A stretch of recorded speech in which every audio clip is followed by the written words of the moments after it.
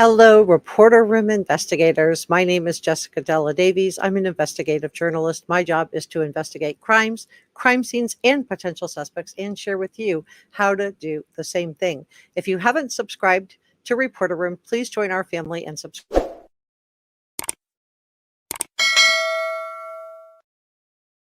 Share on your social media and leave a comment. Come on in, you guys. Come on in.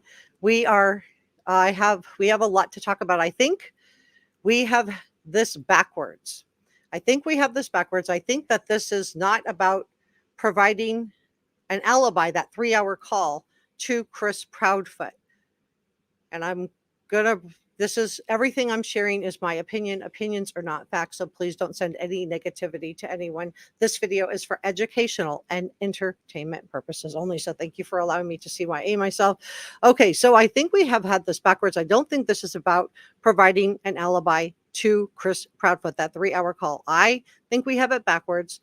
I think this is about providing an alibi to Katie Proudfoot. Come on in and tell me where you're from. And so sit back, grab yourself some coffee, and get comfortable because we have a lot to dig into.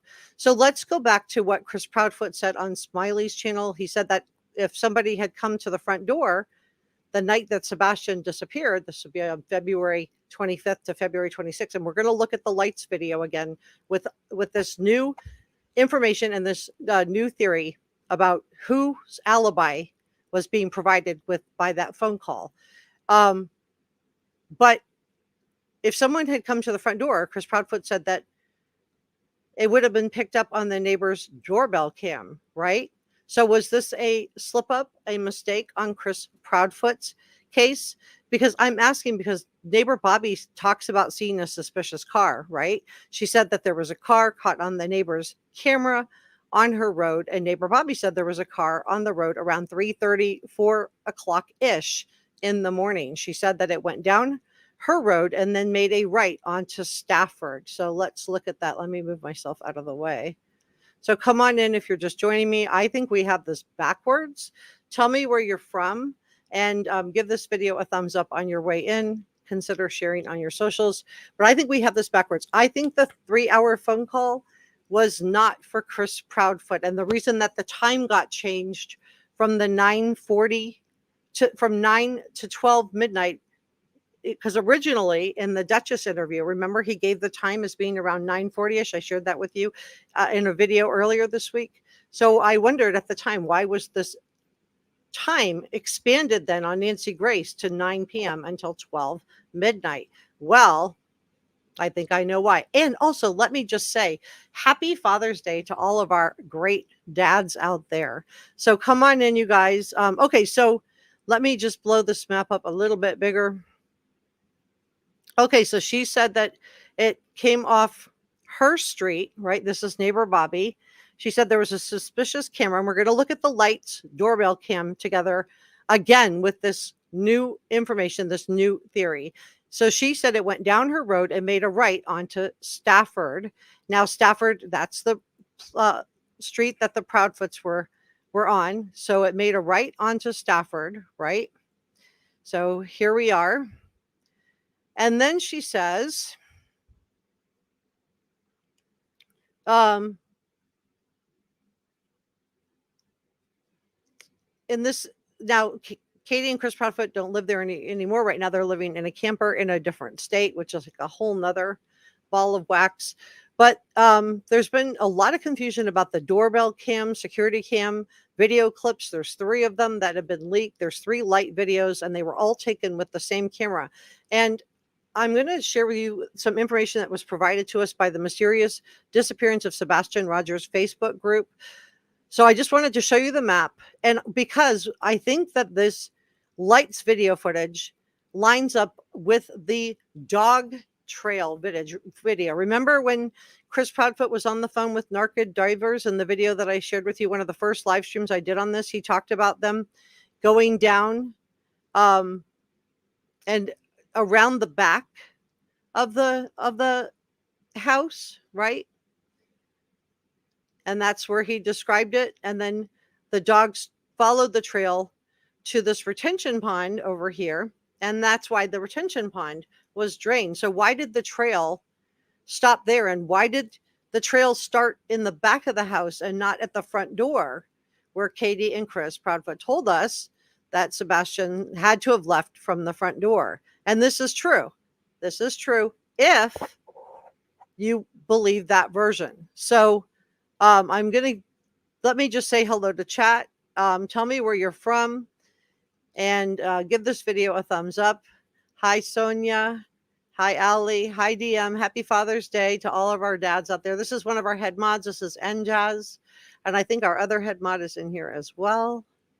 I saw Amelia. Let me see. There she is. And this is our other head mod, 6 Cents Amelia. So come on in, guys. We're going to have a really nice Father's Day live stream together. Get your coffee, get your snacks. We have a lot to dig into. So please, Njaz and Amelia are both asking everybody, please give this a thumbs up on your way and let YouTube know we are doing a wholesome, family-friendly video. Hey, Positive Vibes and Deborah, Crime on a Dime. Welcome, Brother Mike. Thank you to all of our mods, especially our head mod, 6 Cents Amelia and Njaz. Thank you also to our channel members. Let me just say thank you to them. And I want to thank our producers. Whoa.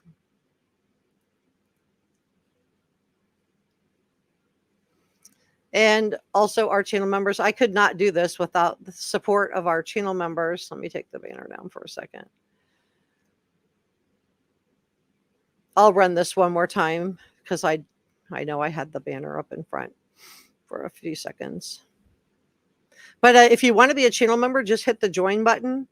We do our own members only videos. We have our, I posted one yesterday that was for our members. And we also have our members only live stream. Okay, so let me go ahead and put this back. All right. So, okay. So, oh my gosh, this is absolutely bonkers, you guys. Meow is here. Jill Lane is here. Texas, a one-way street. Hey, guys, we have Cincinnati in the house, California, Madison, Wisconsin. Wow. Scotland. Oh my gosh, the other side of the pond. How awesome is that? Make Me Laugh Too said, yes, the FBI take the wheel in the Summer and Sebastian case. Yeah, I hope so too. Florence says hello. Hi, Florence. Happy Father's Day to all our dads out there. I hope if I put this a little bit later, we'd still get some of you guys in here, especially if you're from a different country. But maybe a lot of people are like us and they finish their Father's Day.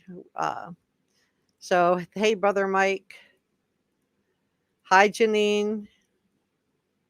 Hi, Jane. Brother Mike's from Northern California. Christine is here from Missouri. Wow. Hi, Shamia. Is it Shamia? Shamia. Hi, Leslie. Hi, Deb. Hi, Deborah. And Mel is here from Saskatchewan, Canada. How awesome is that? Calistoga, California. Gloria's here from Winnipeg. Wow, you guys are in from all over the world. Happy Father's Day. Happy Father's Day to you. I can't sing, but that's my best try. So happy Father's Day from Christina Gilmore too. And Jill Elaine is saying hello to everybody. So Dreams is here and says the detectives are not doing anything. Well, we don't know that. I think they are. I think they are doing stuff. I just think that we can't see it. And then 6 Cents Amelia, who's our other head mod with Njaz, is from New Zealand. So yeah, please give this a thumbs up. Help me out with the algorithm. So come on in, you guys. Peggy's here and Sam. I'm glad you guys are here with me today. Mama Bear is here and Sharon's here.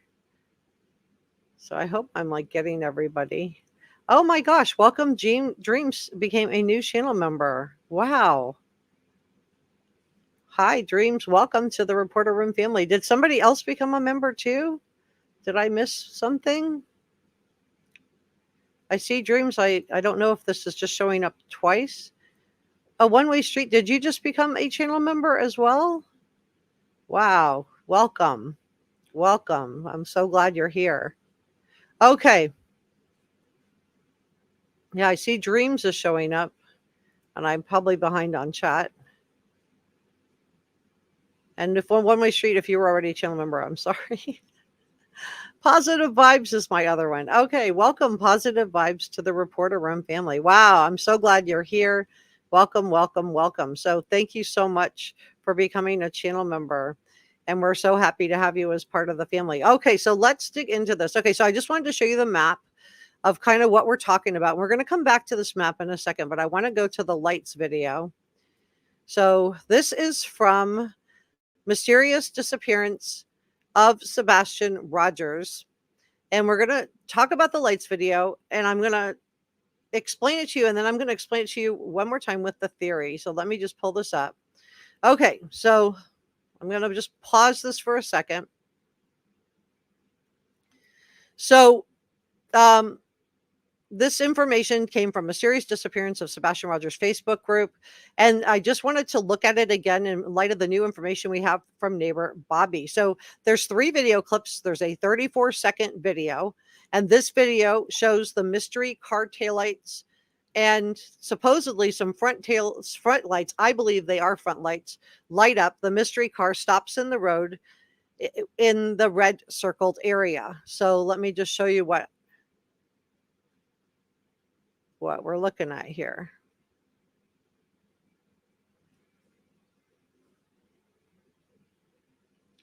Okay, so this is the house with the trucks, right? And then this is the road right here. And what we have here is headlights. This is what is being purported to be headlights. And then we have this, which is the tail lights of the vehicle. And then this black portion here is the actual vehicle of the car. So headlights, tail lights, vehicle, and then this is a vehicle at the house. Okay, so let me just play it again now that we have that established.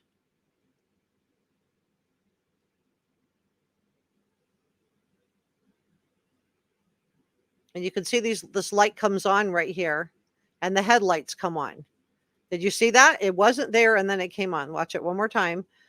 It's just I want you to like have this so you know what I'm talking about in just a second. Okay, so we see the lights come on, headlights, tail light. Okay, tail light, headlight, and then this black portion here is the vehicle, right? And the camera didn't pick that up because we have the vehicle without its, just with its running lights on. So just the headlights and the tail lights. Okay, so that's the vehicle. This is the house. This is the street, and this is a car, and it parks, and the lights just cut on. Okay, so that's video 1.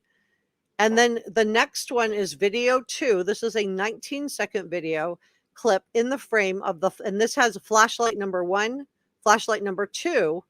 And then in the yellow circle on the diagram is the 2 lights that Nick Barris, that he zoomed in on. But in the opinion of the person who posted this, I didn't say her name because I wasn't sure if you wanted her name out there. But I'll just say credit to CP. But she said that in her opinion, it's only one moving light. So let's go to that one next. Okay, so this is the 19-second video.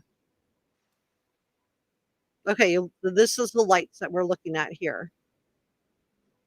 Okay, so no lights. We have this one, I believe, is stationary. I believe that is the house.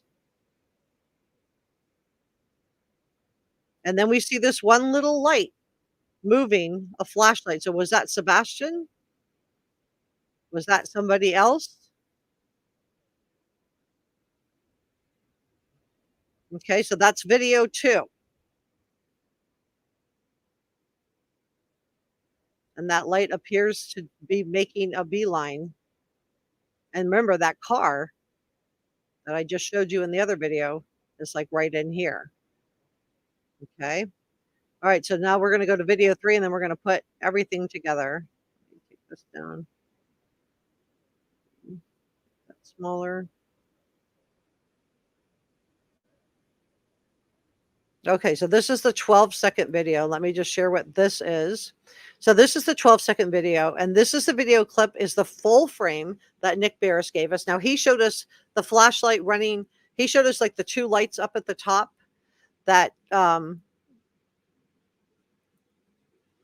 is right up in here. We just saw like this little portion of the video. Can you guys, am I showing you guys what I'm looking at? Yeah, okay.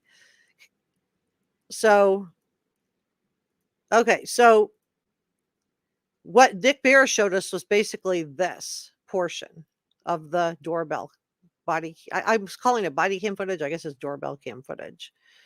Okay. So this is what we saw, but this is the whole thing. And again, we can still see the cars. Okay.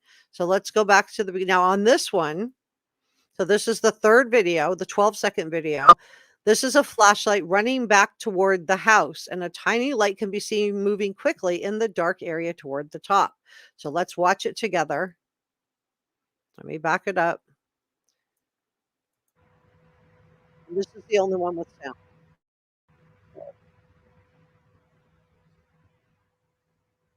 And I think this is the sound from somebody recording it, not the sound from that night. You see this light? Let me back it up. You see the light heading back toward the house on Stafford.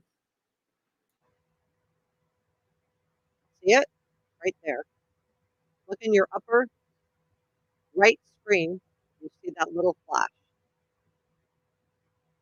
So the audio I do not think is from this. I think it's from the record, whoever recorded this.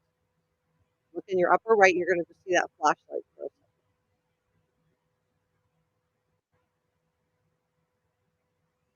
See it? So this is the stationary lights, but this little flash is what is being purported out to be a camera. I'm sorry, a flashlight. Okay, let me pause that. All right, so now let's discuss this.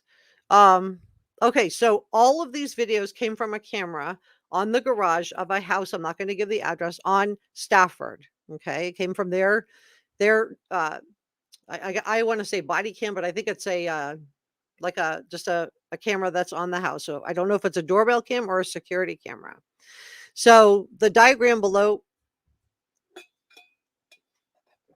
let me show you this too, illustrates the approximate field of view for that camera, and the moving lights are near that where I just showed you, are by a drainage ditch that runs between Sebastian's neighbors' houses. So let me just go back to this for a second and show you that.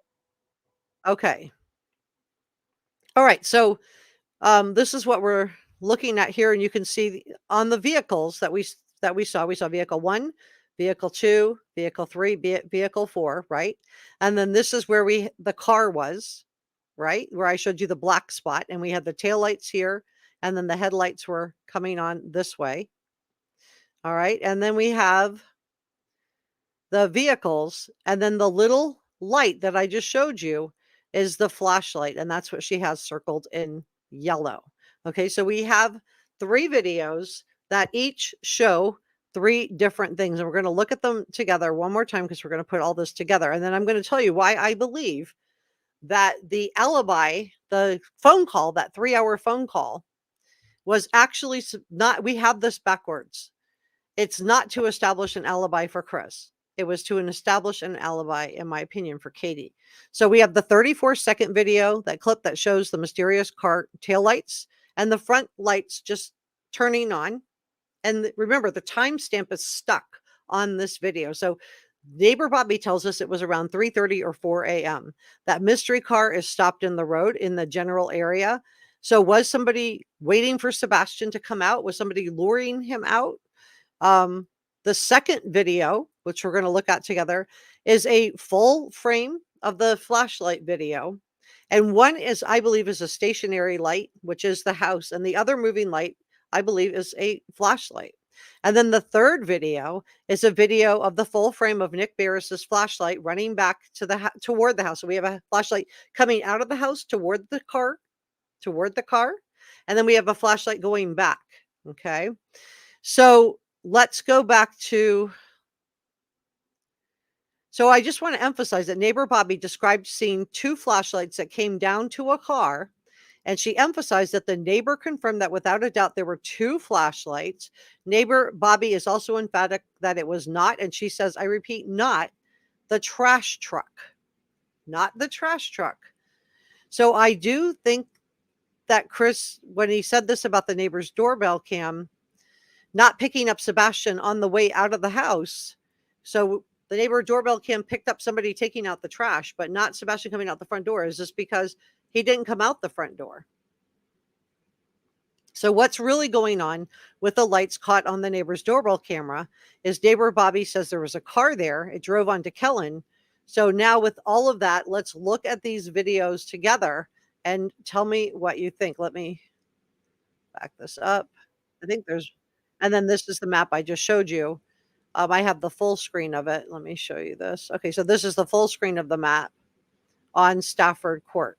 Okay, and remember, this is interesting, not just because of the lights, but because we know from Chris Proudfoot's phone call with narco divers that the dogs picked up the scent, not at the front door, but somewhere over in here, and then followed the scent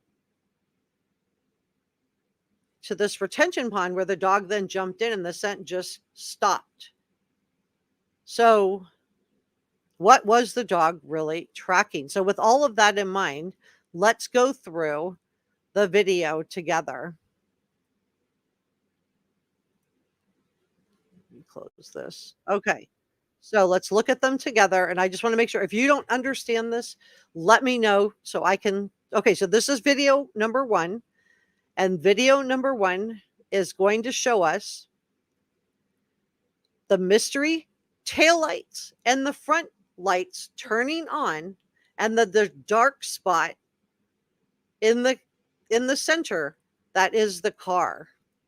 Can you guys see when I'm pointing with my pointer on the thing? Can you guys see me pointing with the pointer if I do this? Can you see me with the pointer? Yes or no?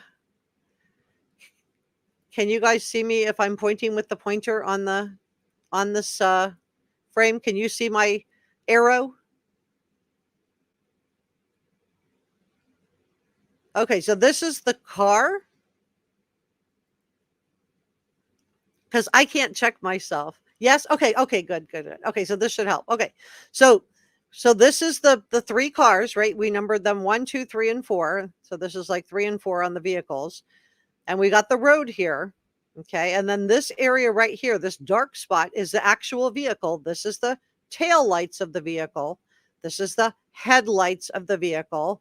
And then this, let's see. All right, so I don't know if this is the moving flashlight or not. Okay, so this is video 1. So we've got the dark part of the car, and we're going to see the car's lights turn on. And again, the timestamp on this video was stuck. So I believe this is being talked about as maybe a second flashlight. I think that one is a stationary light, but I could be wrong. Okay, and there's no sound to any of these. If you hear sound, it's because it was added at the time. See that? See the light turn on? Okay, so watch right here. Watch right here. There it is. Boom. Okay, so the lights just clicked on. Let me just back it up, make sure. I just want to make sure because I had to watch this like 5 or 6 times to really understand what I was looking at. So there's the lights on, and here they are turning on. So the car's sitting there in the dark. Boom, the lights turn on, and you can see it went from dark to headlights and a tail light and the vehicle right here.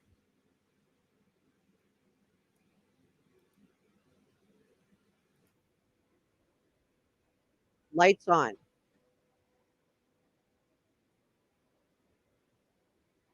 So that's the tail lights, headlights, and this dark place is the vehicle. Okay, that's video 1. So it appears that there was a car here waiting around 3:30, 4 a.m. And my question is why? And who was it waiting for? Did somebody lure Sebastian out of the house? Let's go to video number 2. Uh, okay, so Video number 2, we've got the cars, we've got the trucks, that what I showed you in the photograph, right? Let me go to the photograph. So this is the vehicles, vehicle 1, vehicle 2, vehicle 3, vehicle 4. So they're here. And then the car turns on its lights right in here, okay? So now we're going to look at the flashlight coming to the vehicle. So let me back this up. So here's the vehicles. Okay, there's a vehicle here, vehicle here, vehicle here, vehicle here. And then we've got the street. And then somewhere over here in this drainage ditch, we're going past around the drainage ditch where the dogs picked up the scent. We're going to see this flashlight up here. Let's watch together.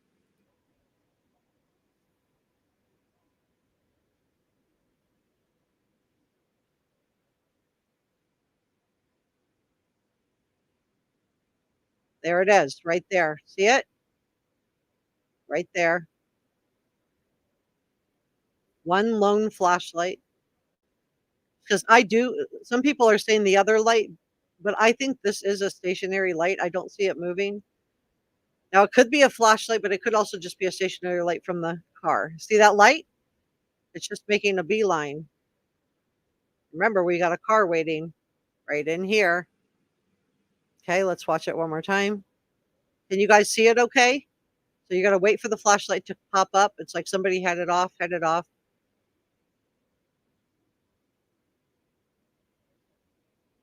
The light comes on. There it is. There's the flashlight. And remember, we have this vehicle waiting right here. There's the flashlight, and then it's off. Okay, so that's video 2.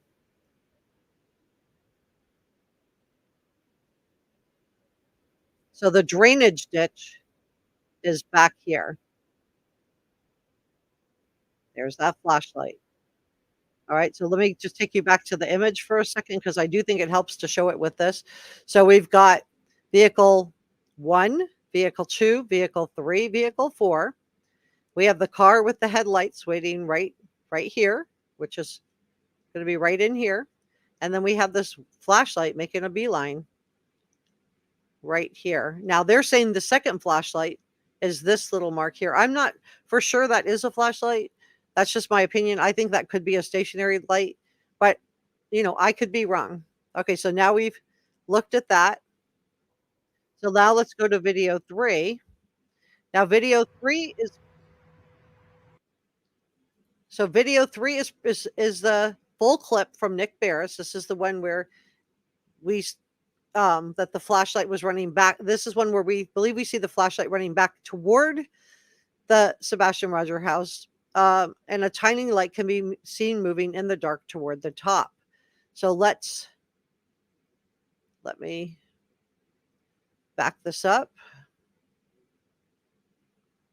Okay, so we have vehicle 1, 2, right? The 3, 4 vehicles, right? And then we have this street. And this is where the car was in with its headlights and its taillights. And then we're going to be watching for the flashlight to go back toward the house.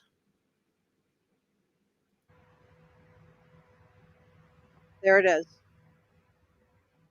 I'll play it again. Don't worry. It's right in here. There it goes.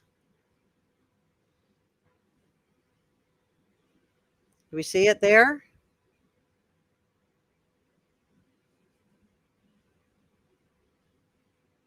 And this is why I do think this is a stationary light. And I think this is a flashlight. So if it was Sebastian, then why was he going back to the house? Or was it 2 people walking out with one flashlight?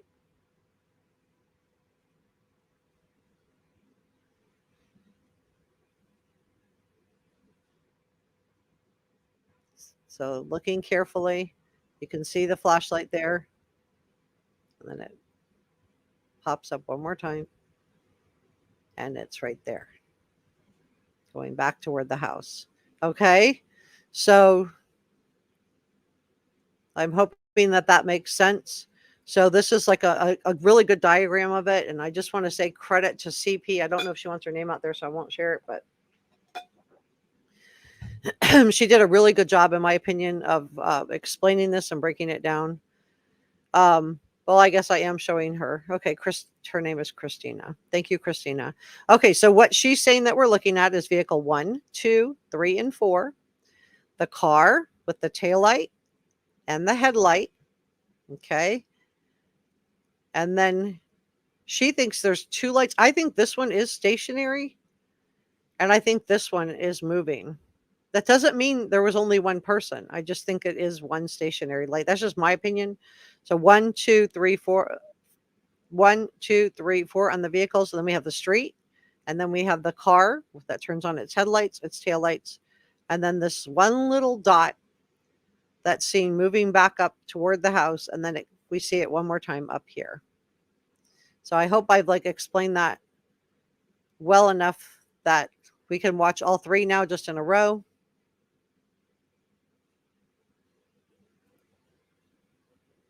So now we have the vehicles, 1, 2, 3, 4 vehicles. We're watching the street, and there's the lights turning on, the tail light, headlights. So the headlights are shimmering on the doorbell cam, and then the dark spot is the car. So that's 1. And these were picked up around 3:34 a.m.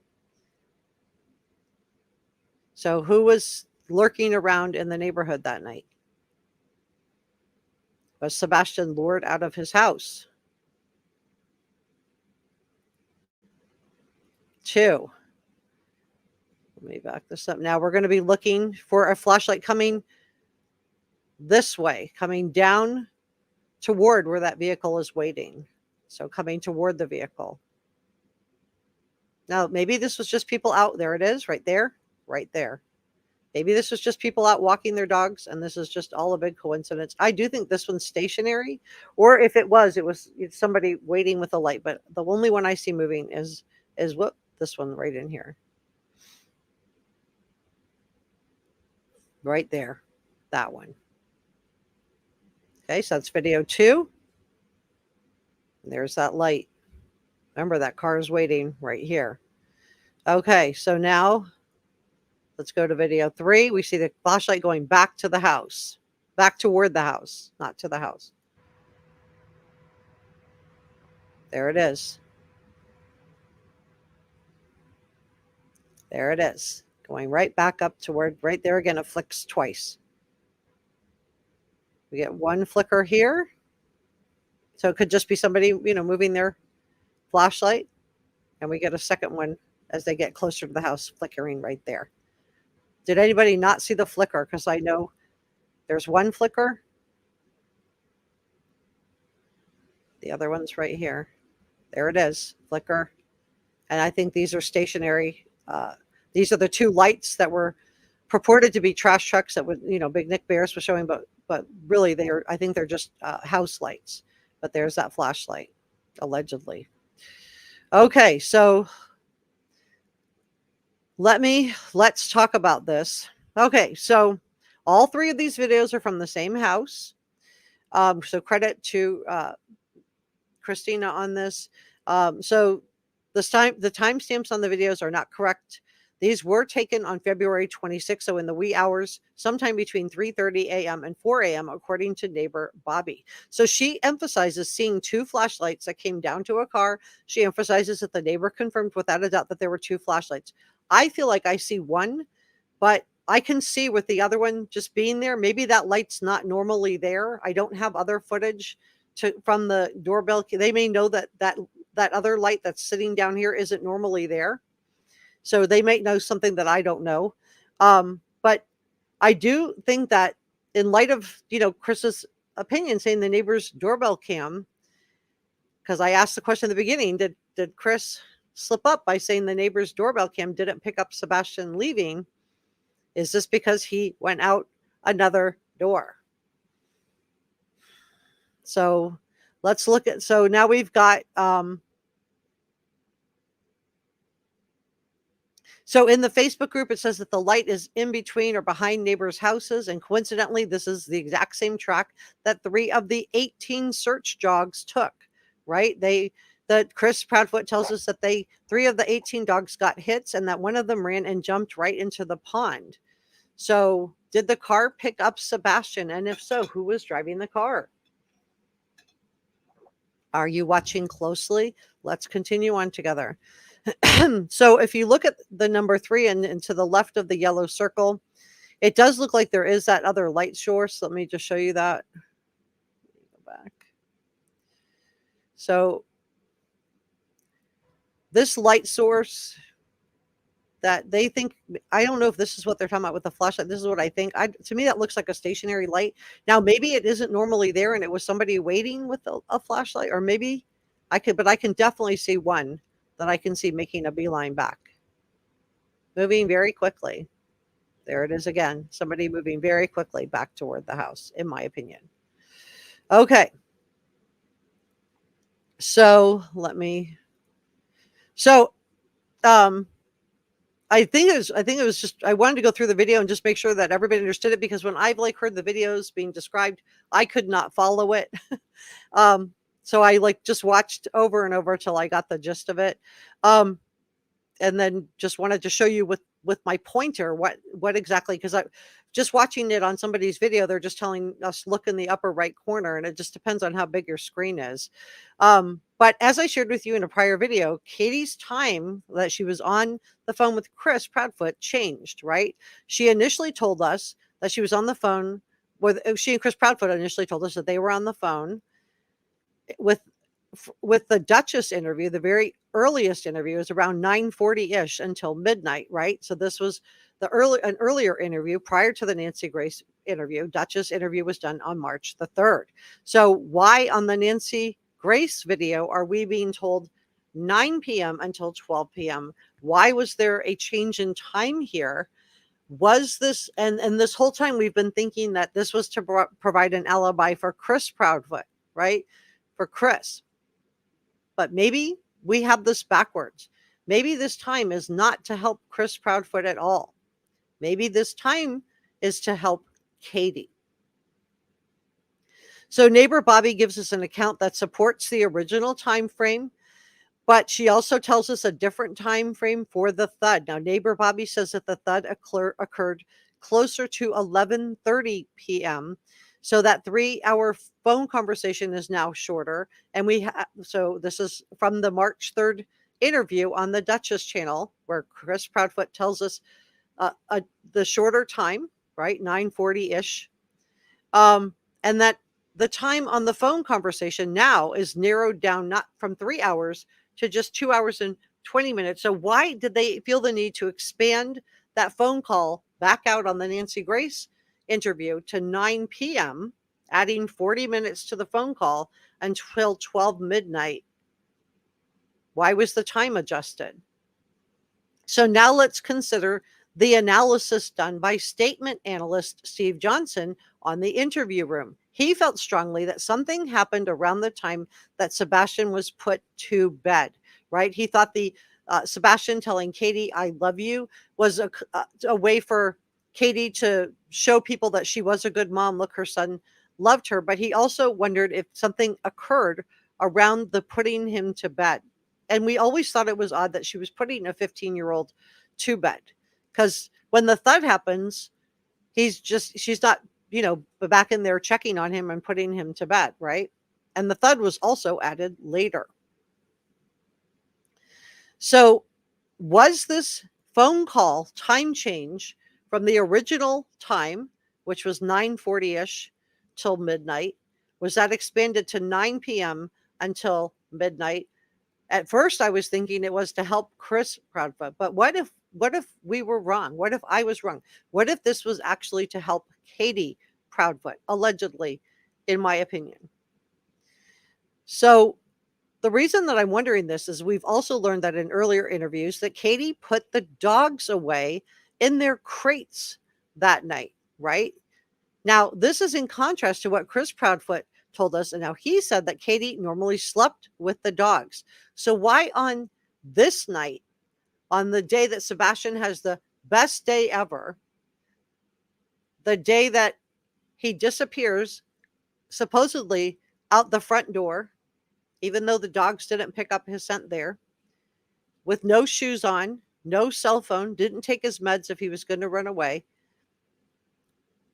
Why that night was Katie not sleeping with the dogs? Why were they in the crate that night?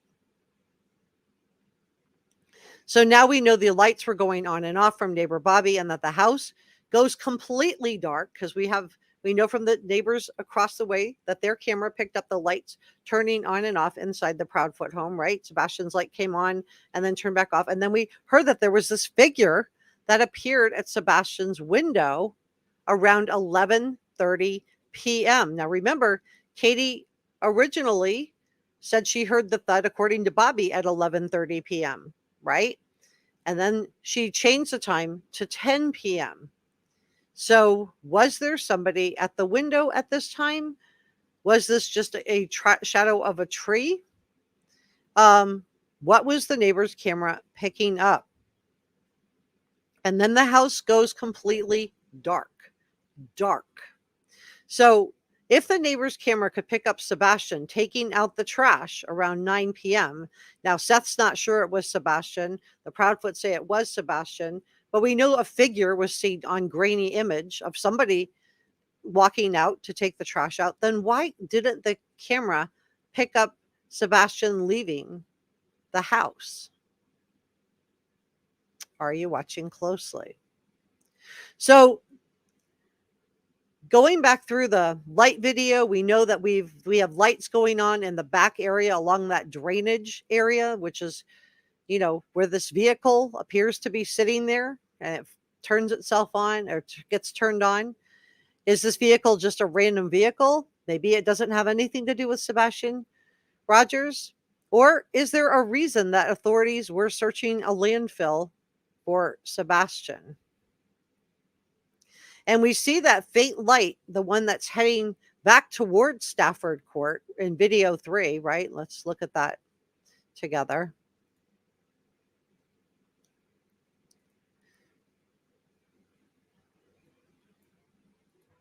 So we see that faint light heading back toward the house, making a beeline. It's going to pick up again here. There it is, right there. Picks up there. We see that, right? So we see the light um, making a beeline back toward the house along that back drainage ditch. Now, this is where the dogs alerted, right? So, was this somebody just out walking their dog in the night, and their dog did their business and they just made a beeline back to the house, and they just happened to live on Stafford Court? Or is this flashlight coming out to toward where this car is, and then going back? Is this something significant? So I'm urging caution here because we don't know exactly who this was. Um, but I do think that it's very, very interesting that we can see flashlights in the areas where the dogs picked up the scent for Sebastian. And let's go back to the map now.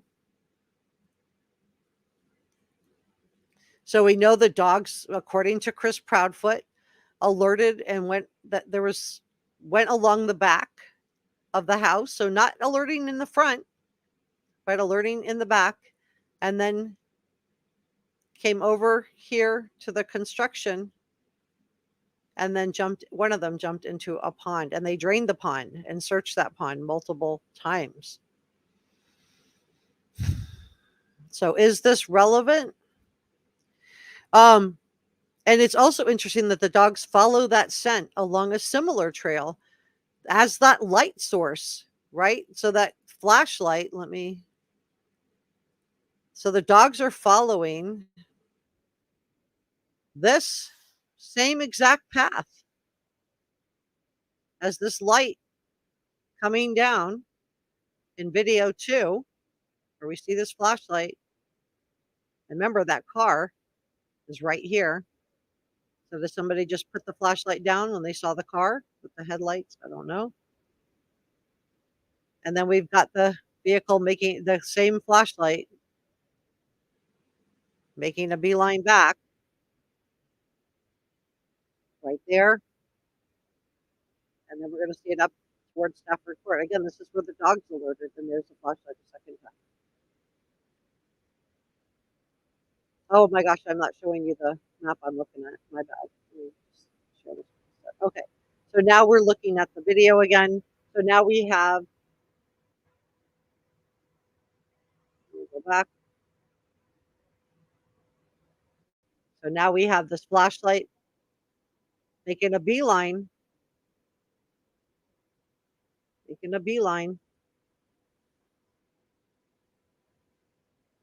right there. There it is, making a beeline, moving fast. And it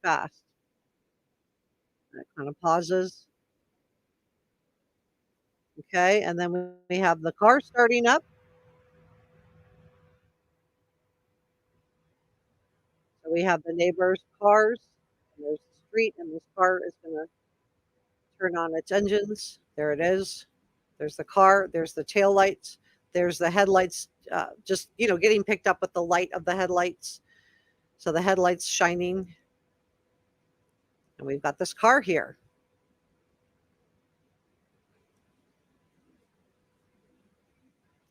And then we've got this same flashlight, it looks like, making a beeline back up toward Stafford Court. There it is, one, and it comes up again up here. Two. There's the flickering. So I think these are stationary lights, but I don't think this definitely is not a stationary light.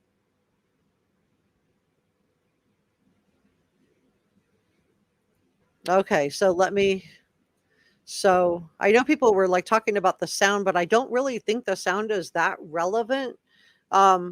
Because I think the sound that was on video 3 is not the sound from the actual doorbell cam. Maybe it's relevant, I don't know, but it's not the sound from the actual doorbell cam. So now let's look at it in the daylight. And we have, you can see the tree line here. You can see this is where the car is. This is vehicle 1, 2, 3, and 4.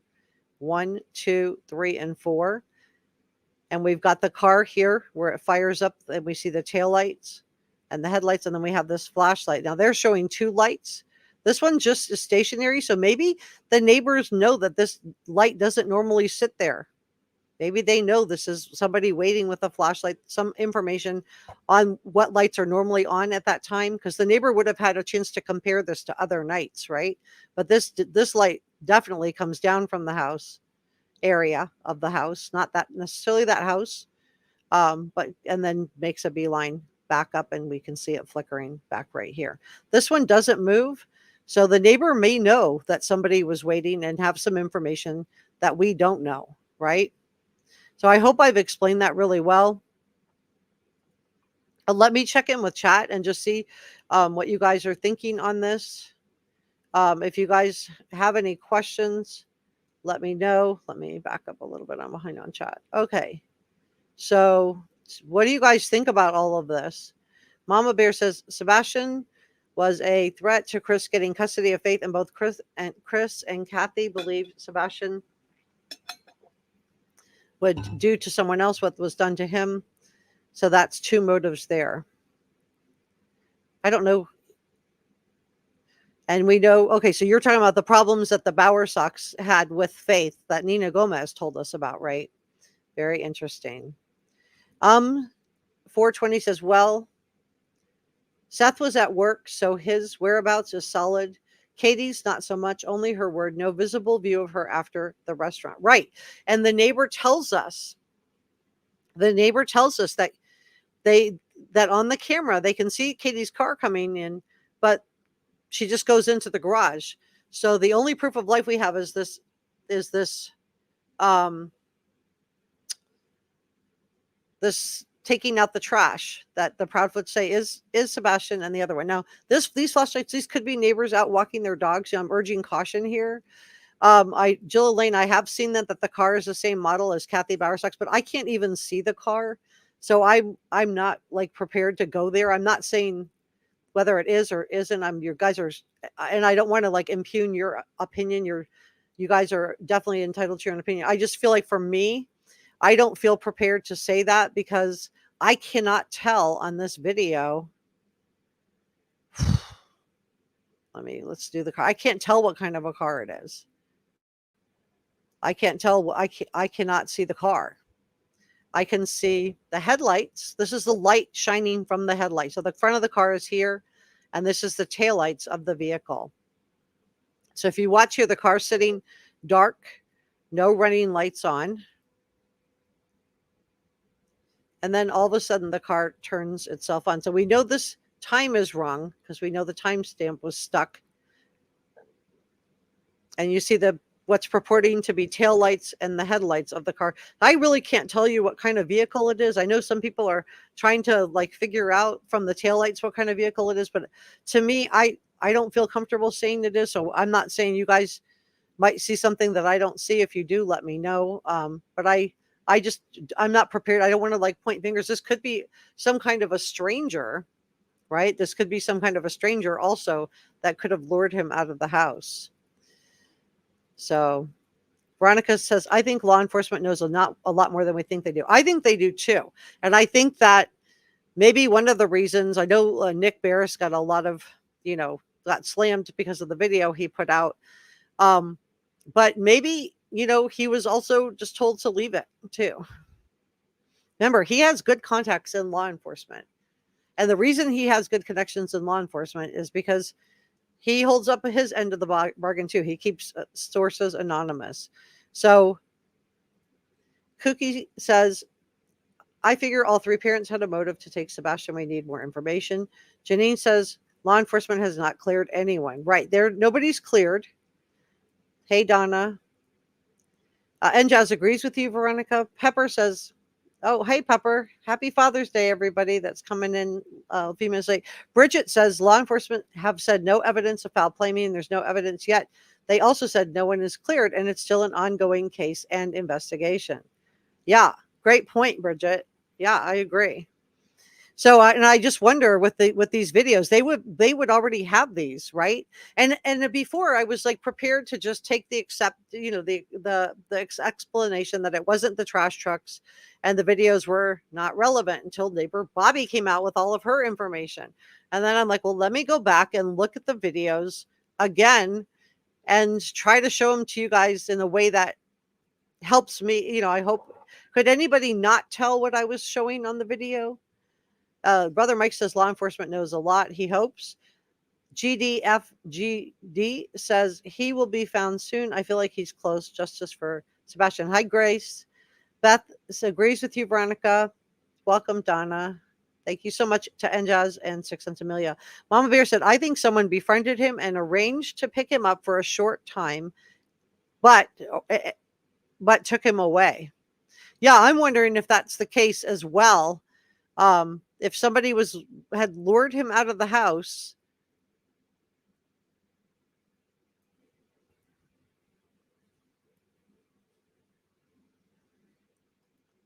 if somebody was waiting here in their vehicle to lure him out of the house and just did it. Let me refresh this.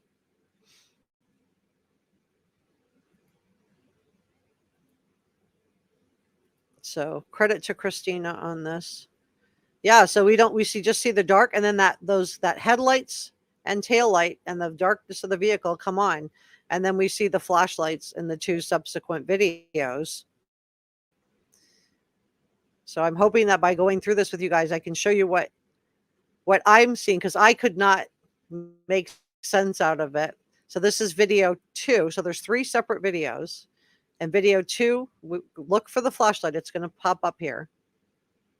So what they're saying is that this is another flashlight. And they may know that. Here's the other one. This is the one that I see making a beeline.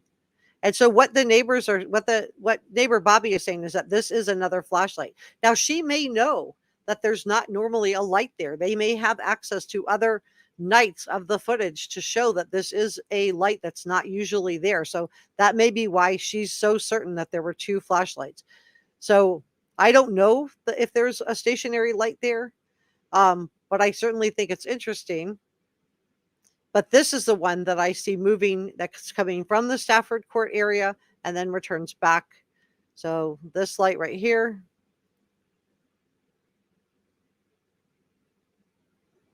We see it up here for a second flickering. There it is up there.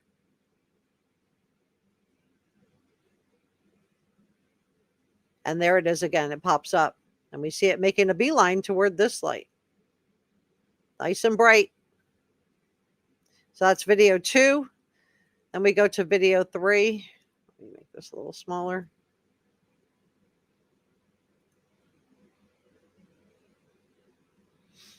Ooh. So this one is the camera, the flashlight going back. So we see this light is still stationary. That's what they're saying. This is another light here. And you're going to see, there it is, the light flickering going back toward the house. It flickers again up here. There it is, on again. Okay. So let me, and so this is what she's saying that we're looking at. We're looking at the car being here. 1, 2, 3, and 4. So the camera's right here, picking up like this. Okay, so the camera's sitting up on the house, picking up like this. And then we see the car firing up with its headlights and tail light. And then the flashlights are coming down here. And then making a beeline back up here. And you can see it on this one here. We see car 1, 2, 3, 4. Car 1, 2, 3, 4. And then we see the lights cutting on for the car with the headlights shimmering. And then the tail light. And then they're saying this stationary one is a flashlight. Now, they may have information that we don't have. I thought maybe this was stationary on this house, because you can see there's a house here that maybe there was a stationary light on the house, and that this, but this, there's definitely one flashlight moving. So was somebody lying in wait for Sebastian? And if so, who? Looking Beyond said, I'd like to see Chris explain this with his pointer that that's a trash truck. Yeah, I don't think it's a trash truck. I agree. I don't see the trash truck there. So I don't think it's a trash truck. Holiday said the FBI have the capability to enhance this feed. They can sharpen the feed and lighten it up. They probably already did. I agree. And so maybe, you know, they know something that we don't know. I think they can't move forward with anything because they don't have Sebastian, right? They don't have Sebastian on this. So they need Sebastian before they can move forward on anything, because this could have been Sebastian also going from the house and then maybe going back to the house. But if he went back to the house, then why wasn't he just let in?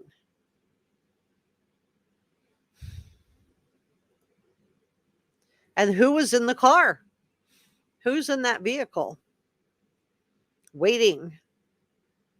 Shauna says, no, they haven't, but I know Chris was at work at 5:15 and was at the campground on Sunday. Yeah, he was at work, and PI Chloe confirmed this at 5:15 a.m. And that's why I'm wondering, was this alibi time change from the 9:40-ish to 12 p.m.? Was that expanded to 9 to 12 for Katie?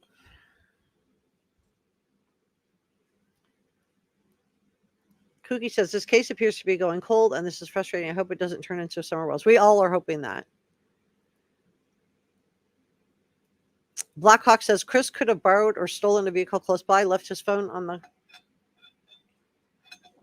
call with Katie back to Memphis, and drove to Hendersonville. I don't know. I'm just wondering if this whole thing of where I was like originally thinking it's possible, you know, it'd be so easy to just take your phone and dial, put your phone next to the TV, right? Let that play while your Katie's on the other line. And maybe that's why she's falling asleep. But maybe this phone call was never about giving Chris an alibi, because he was at work at 5:15. Maybe this was giving Katie an alibi, expanding that timeout. I don't know, you guys. What do you think? Mama Bear says, Chris told Seth if people knew what Sebastian did, they wouldn't search for him. They believed Sebastian was going to talk to a court-appointed liaison. Amelia says, all opinions and theories are welcome. We're looking forward at the evidence that is publicly available. It's all open to interpretation. Positive Vibe says, if it was my child, my main concern would be my child. I'd be on every news station pleading for him to come home, not hanging out with my husband, who clearly didn't like Sebastian. Yeah, and I think a lot of us have wondered, like, why are there no recent pictures of Chris Proudfoot with Sebastian? Why don't we have photographs of Chris Proudfoot with Sebastian that are recent? Why are they the most recent one we have is the one where we have Chris with his legs over and Katie, and Sebastian looks like he's like 7 or 8 in that photo. So why such an old photo? Hi, CJK. Yeah, well, yeah, you can back up the live stream. You could absolutely back it up. Jill Lane says the information has been sent to the TBI. Yeah, it has. So Island wants to know who is holding the flashlight and heading back toward the house. Yeah, somebody's making tracks. And it's just so interesting because this is the exact route where the dogs alerted, right? If we think about where the dogs alerted, we were told that it was around the second house. This is what Chris said to Narca divers, right? It was around the back of the house. And then they followed the scent over here to the construction. And there's a retention pond, and one of the dogs jumped into the pond and they drained the pond.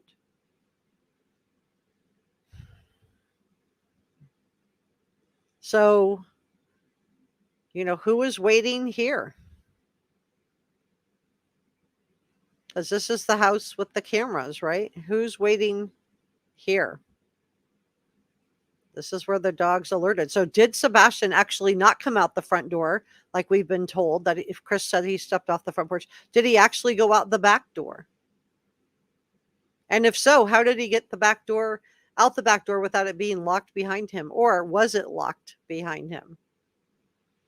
Was there some kind of an altercation or argument? But again, who was waiting here? Was this just a coincidence that this car is here waiting?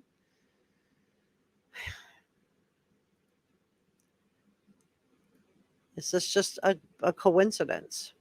Let me continue on with chat. So yeah, great question, Island. Holiday says they probably already have the make, a model, and the plate. Remember, they can read your plates from space. Hey, Sharon. Sharon says this is about finding Sebastian. Well, I mean, all opinions are welcome. If somebody has a different theory, that's okay. We're not, because it's okay. We don't all have to have the same theory. Let's not make people uncomfortable if they have a different theory, guys. Let's not at them. You can go ahead and have your.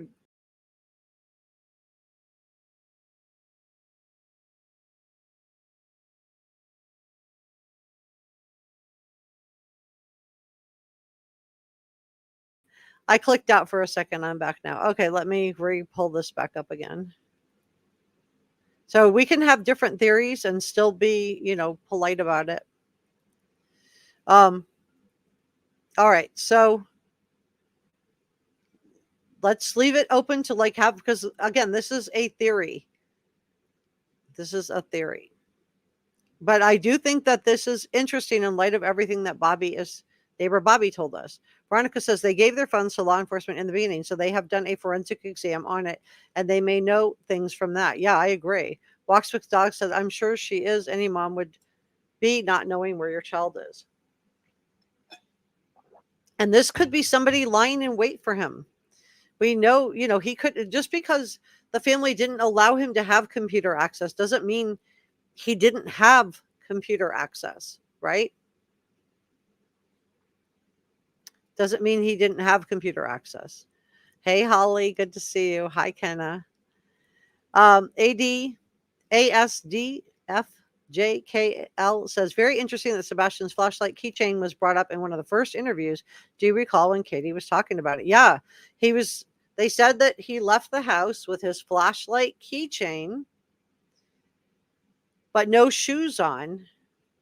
So was he making a beeline down to meet somebody? And is this why none of the neighbors' doorbell cams picked him up? Is it because he went this back route? Is it because he went this back route? He went this back route here. Because Chris Proudfoot told narco divers that the dogs picked him up in here. So did he go this back route and then come down? Or did he go this back route and didn't make it? Remember, this car is waiting here and just didn't make it much further than that. And if so, who was there? Who was there? Kay Calgal, she says, Sebastian was allergic to grass pollen, not the grass itself. Pollen is producing during the spring, so it would not be present in February. Well, I still think that him being allergic to grass tells me that he's not an outdoors type of person. So I'm not going to dispute that. I haven't watched every video, so maybe you've seen something I haven't seen. I'm not here to dispute that, but I still think that the fact that he's allergic to grass is helpful, because to me it just tells me that this is not an outdoor kind of person. He didn't like fire ants, so the idea that he would run out barefoot with no shoes on in February with no coat in February, and he doesn't like fire ants and he is allergic to grass, to me, says, I saw the audio, but I don't think the audio is original to the video, because the video is from the same camera. So I think the audio is not original to the video. I think it's the sound that was made when that video was downloaded. Yeah, everyone deserves to have an opinion. Jill Elaine is right. Please give this a thumbs up if you're just joining me. Please consider subscribing to Reporter Room. It's free and it helps me out a lot. And happy Father's Day to all of our dads out there. Mama Bear said, why would Seth...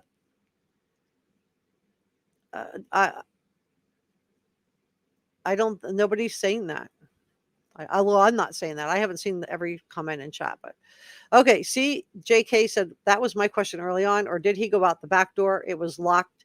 The Proudfoots have said it was locked. So there's stuff in the front of the house, stuff in front of the house, in it on the outside. So what about the house door into the garage? That's a great question. Could he have come out through the garage? Kami says, I don't know what to think. I trust no one.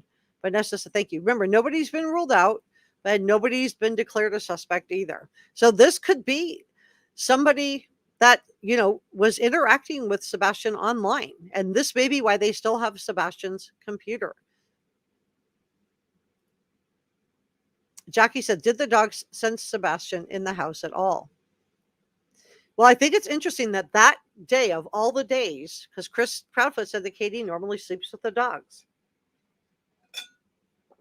But on that night, the night of Sebastian's best day ever, the dogs are put in their crates that night. They're put into their little cages. So is that just another coincidence? CJK said that, and going out the door on the side of the garage. It's possible. Leslie says, it said Sebastian didn't wear shoes. Could he have had slippers on? I don't know. I think we would be told if he had slippers. Great question. Hi, Holly. Poe Skinny said the video to the light moving is too steady to be human. Watch closely. Love you. Love you too. Let's look at that together then. Let's look at it. Because I feel the same way when I'm looking at it, but I don't have the perspective of that the neighbors have, and that they know. So let's look at video 2. They know like what lights. So this is the light that's being purported to be stationary. Now this is what we were shown. Let me just show you this. In the diagram, this is what we're being shown right here, that this light over here, this is the one that's moving, and this is stationary. Now, the neighbor may know that this light isn't normally here, but my thought is that looking up here, this light could very well be coming like right off of the house, and we just have somebody making a beeline down here. So let's watch the video.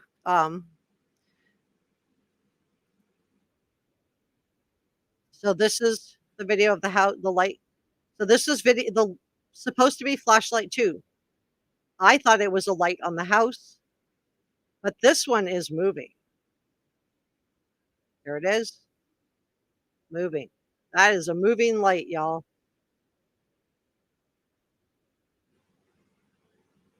That light is moving. That's not stationary. So is that Sebastian?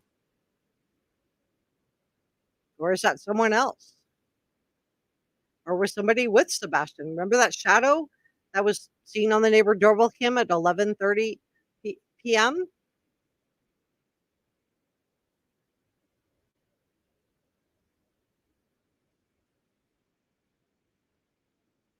And then we look at video 3 and we can see that same light going back up to the house.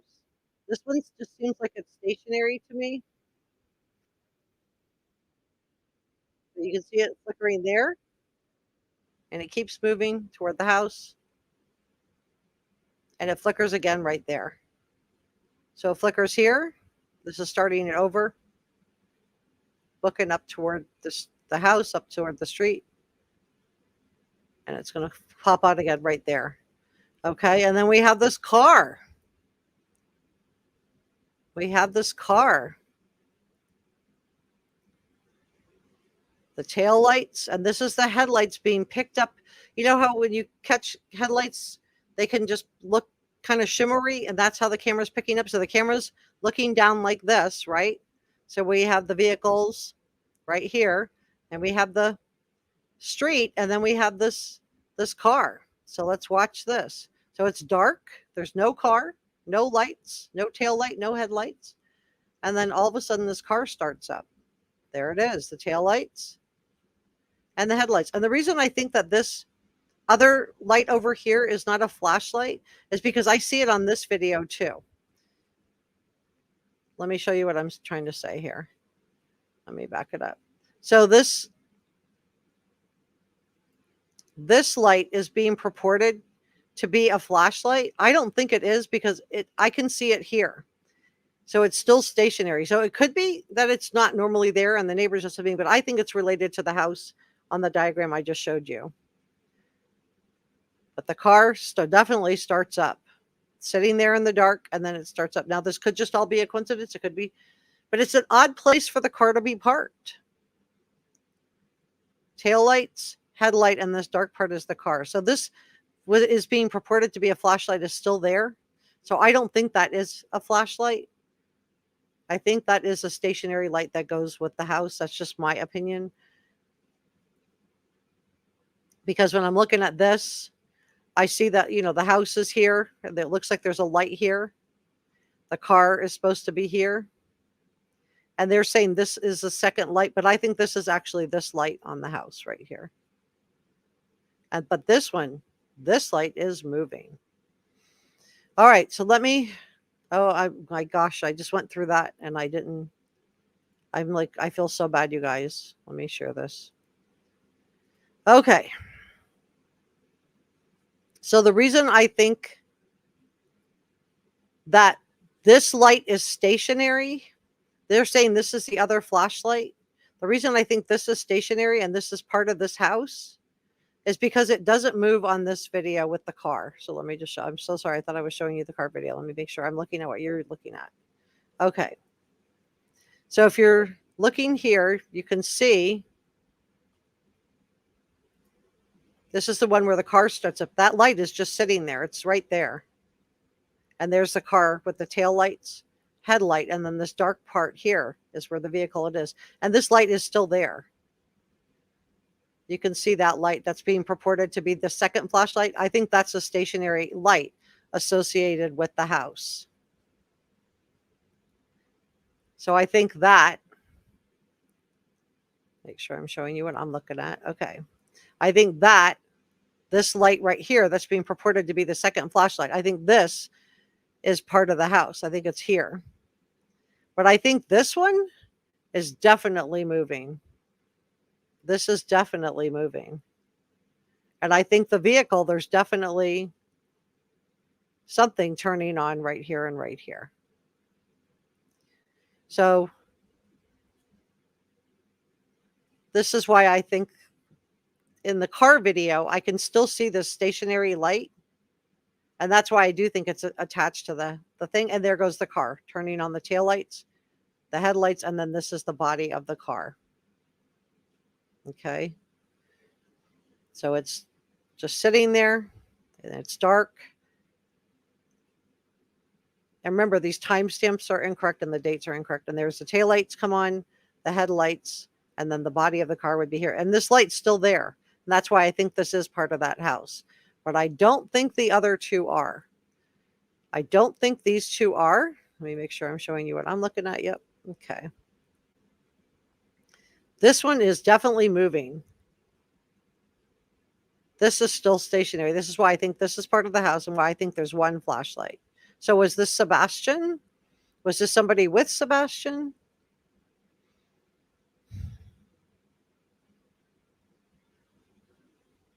There it is. You can follow that flashlight.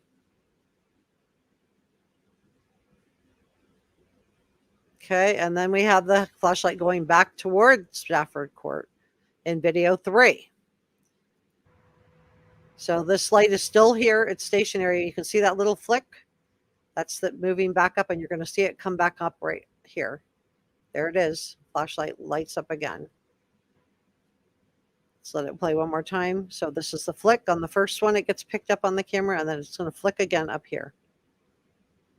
So it looks like somebody's moving back. And this one's still stationary, which is why I think that, in my opinion, is related to the house. I don't think this is two flashlights. I think we have one flashlight, and I think this light goes with the house.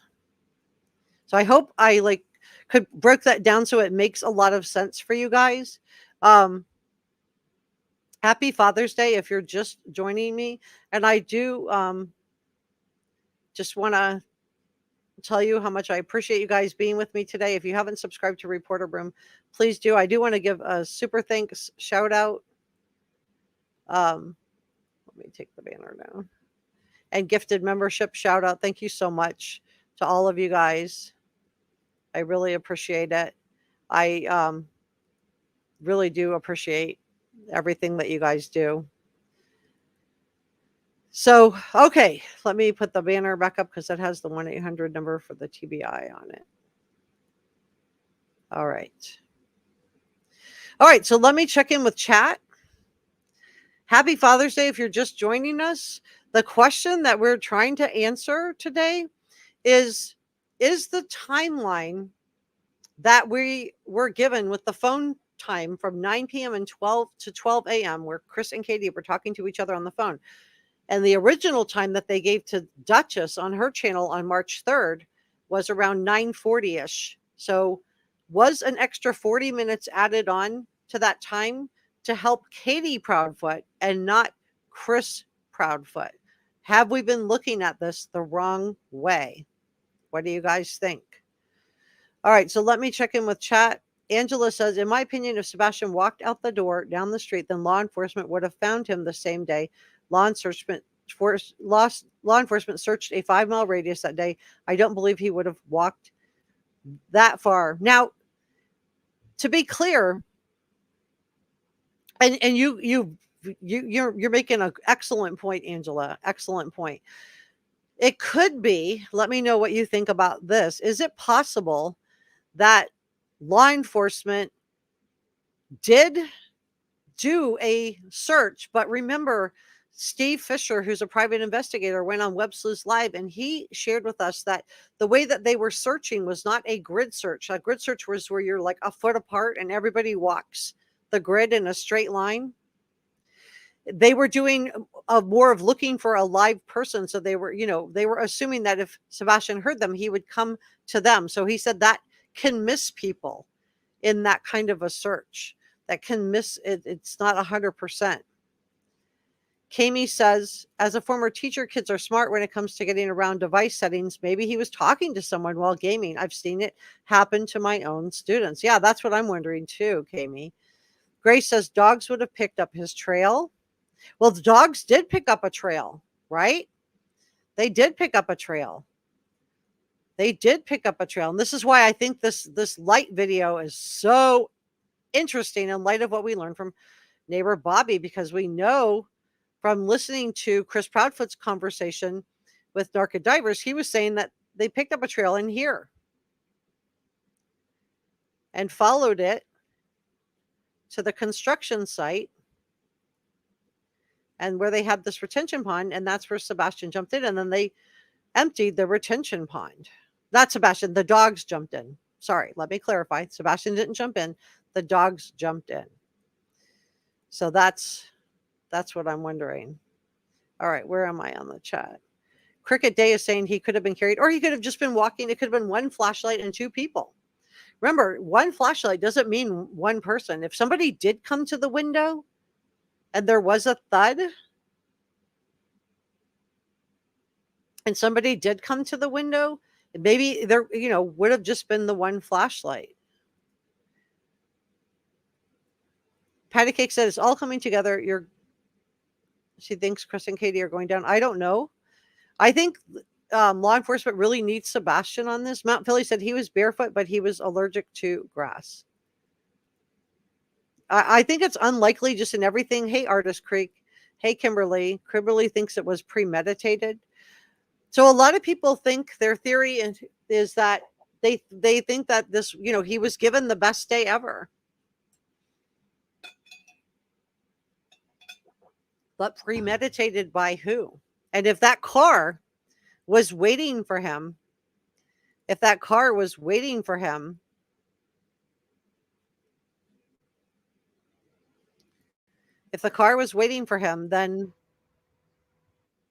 who was behind the wheel of that car? This is really weird that this car, which is sitting right here, just starts up. There's the taillights, and then the headlights are shimmering off into it. And then the body of the car would be here where it's dark.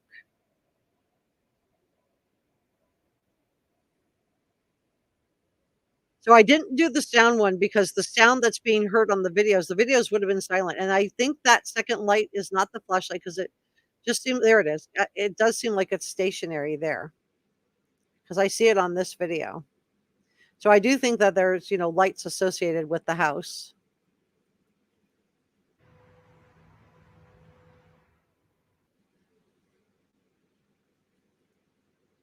I think there's lights associated with the house, but the other one was definitely moving, the flashlight. All right, let me check back in with chat. You guys have such good comments. Shauna says, I think Seth still loves Katie and wants her back. I don't know. Rose, hey, Rose, welcome all the way from Arkansas. I'm so glad you're here. Thank you so much for joining me today. If you're just joining me, we are going through the lights video. You can back it up to look at it from the beginning, and we're asking the question, was the 9:40 to 12 a.m. call between Chris and Katie Proudfoot, was that extended to 9 p.m. to 12 a.m.? Was that extended by 40 minutes, not to help Chris Proudfoot, but maybe to help Katie Proudfoot? What do you think? 300 Toe said, all the way from Australia, welcome. And just says, yeah, that's a fact. Kids can be devious at times. Yeah. So we know he walked out the door without shoes, without a coat, with just a flashlight. And we were told that Chris Proudfoot said he stepped off the front porch. But why didn't the dogs pick up anything at the front of the house then, if that's the case? Why did they pick up stuff around the back of the house? Was that just from a different day? What do you guys think? Carol says, I don't ever recall interviewing Chris's parents and why. I'm not sure what I don't think anybody's saying that Chris's parents were interviewed.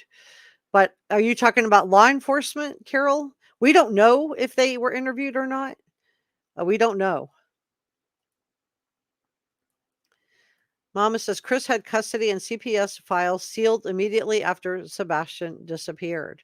Yeah, and whatever was in those CPS files, I think I was like wondering like a week and a half ago why Seth was like so angry with Katie.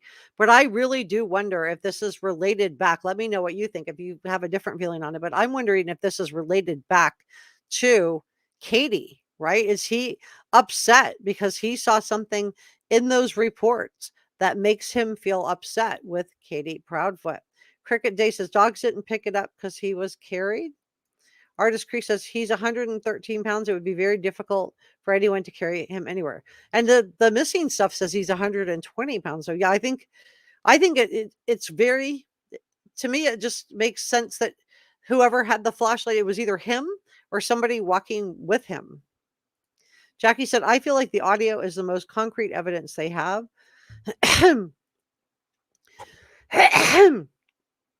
Mama Bear says, I don't think Katie had patience with Sebastian. It's very possible she did what Seth said. Hold on one second.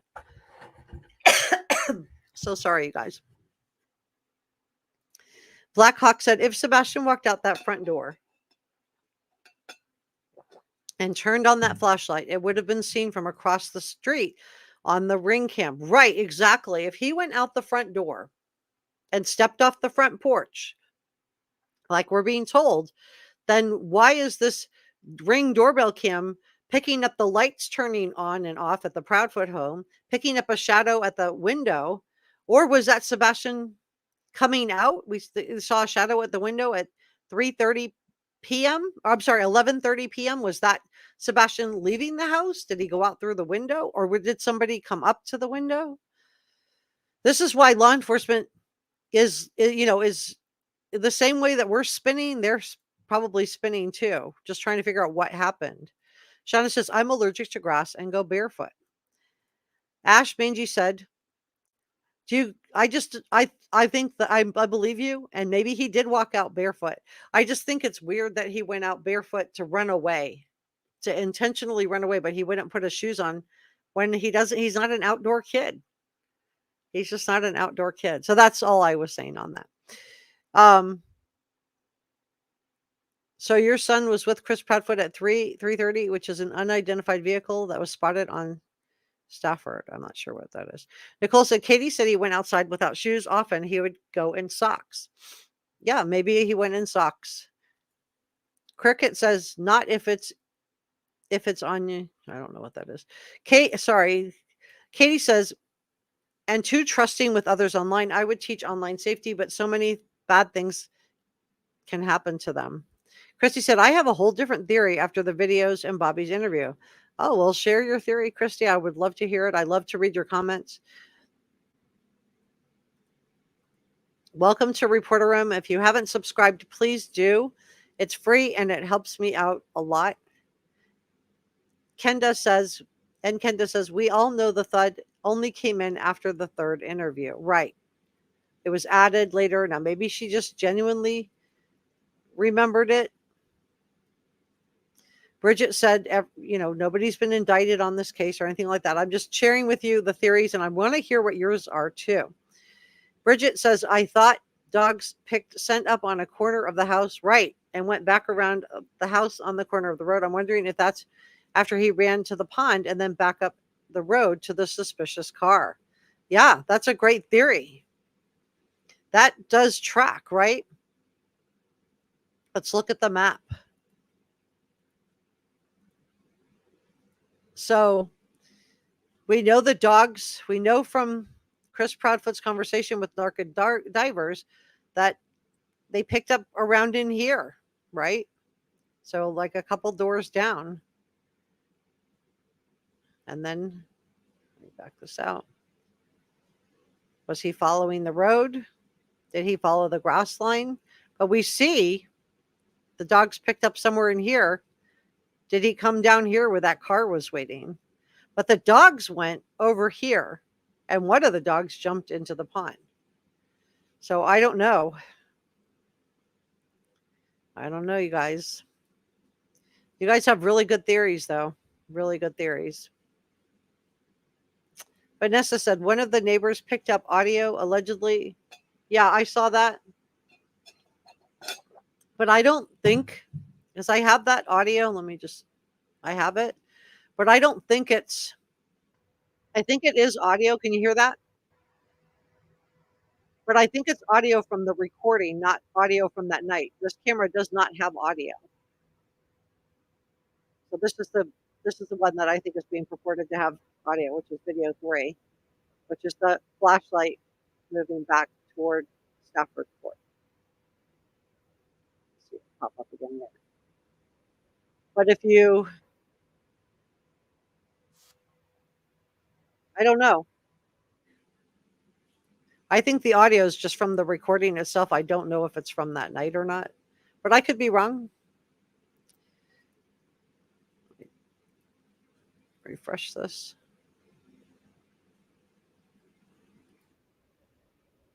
It says the video has no sound, and you can hear there's no sound on this one. The only sound we have is on video 3. This is video 1 with a car and the taillights and the headlight on the car. I don't really hear a lot of sound on this one.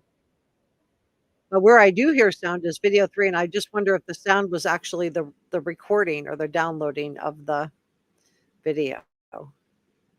This is the one where I hear sound.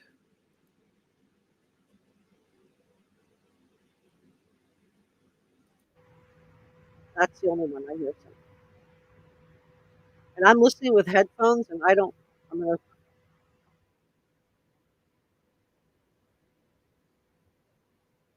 I just really do think it's from the actual recording of the video, not from the camera itself. I hope that makes sense.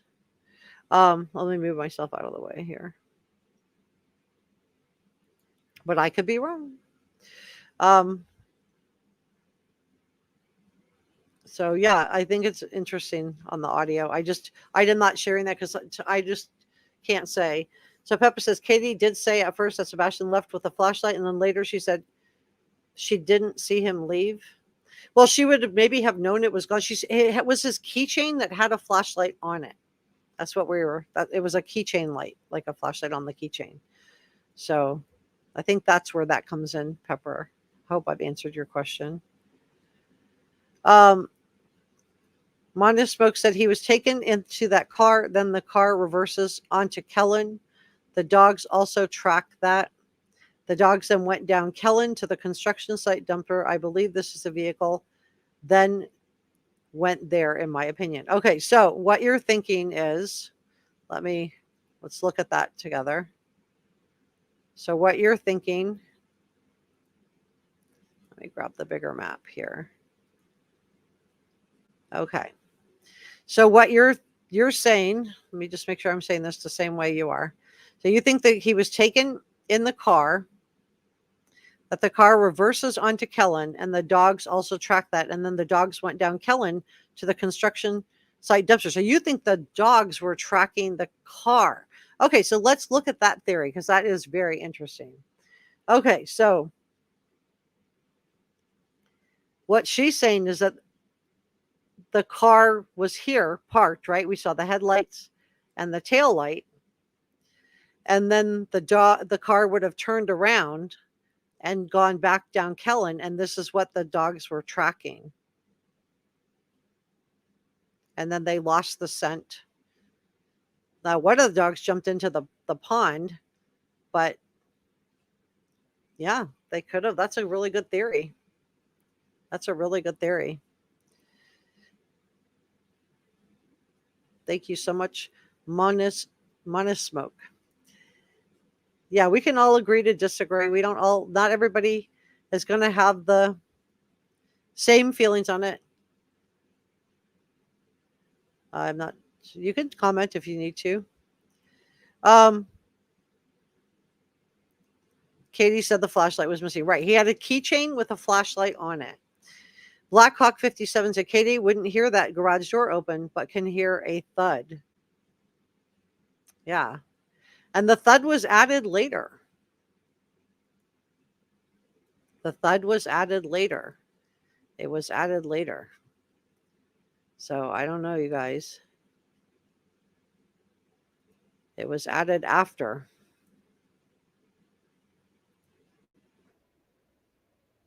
So I can hear like a little bit of the sound, but I just think that that's audio from when they downloaded the video. But I could be wrong. I don't know everything.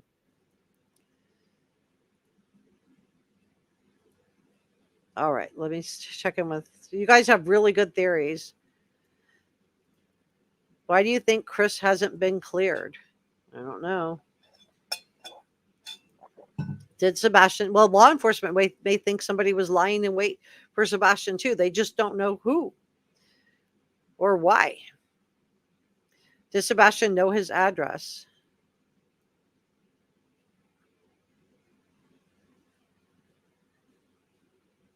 I would assume so. I mean, he's high functioning autism, so I would think his mom said he could make it to Culver's ice cream. So and he could. His dad said that he knew his way to his dad's house on the roads, like which roads were the right ones to take. Okay, so Shauna, you're thinking you get timed out. You're not getting timed out. We have 20-second slow mode enabled on the chat, so I have time to read through your comments and respond to you. So your comment said it was for 10 seconds. Yeah, there's no timeout for 10 seconds. Just means that's when you gotta wait 10 more seconds so you can post again. That's just so I have a chance to read through your comments. Otherwise, somebody could just come in with comment on comment on comment on comment, and then I miss all the ones in between that because somebody's just typing comments, cutting and pasting comments as fast as they can. So nobody's timing you out. You're good. Share your comments, share your thoughts. We want everybody to feel comfortable here. I think it's just, I do have it on slow mode, a 20-second slow mode, so I have time to read other people's comments too. Gypsy Vano, hey, good to see you. Says could be a predator, a perp, yep, pred, that he met at the bowling alley while gaming and Katie wasn't paying attention. I don't know. That's a good theory. Beth Lewis says, I'm not going to give an opinion right now. I don't trust either of them. I don't care if they say they were on the moon. Something is not right. And I think somebody did take them. Well, that takes us to the Peter Hyatt feeling about that too, that he's not saying that they did anything to him, but he feels like there's something that's off, something being hidden. Yeah, please express your comments. Everybody's opinions are welcome. Just share them with kindness and respect for each other. Jackie said he may have run toward the pond and his abductors caught up with him and carried him back. Kenneth says maybe Katie and Seth are in it together. I don't know. I don't see them really teaming up on anything. That's just my opinion. Very interesting theory. I don't think those two get along well enough to team up, but I could be wrong. Rose Reed said they said that Sebastian had no clothes on all they did was throw his clothes in the trash and it went to the landfill. I mean, something made authorities want to search the landfill, right? And Kimberly says, I don't think we're being told much.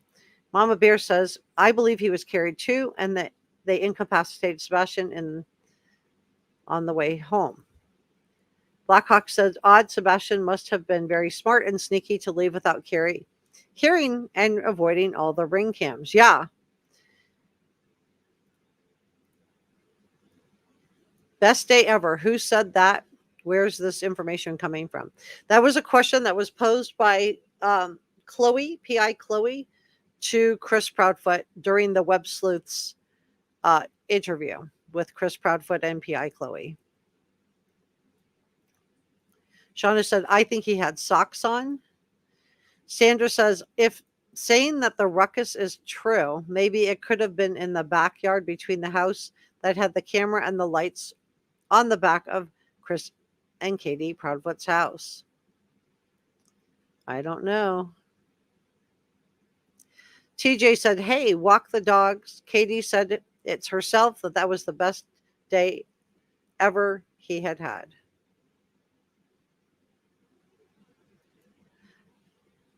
Hopefully you can see it now. I'm sorry about that. I was talking and I guess I am really behind on the chat.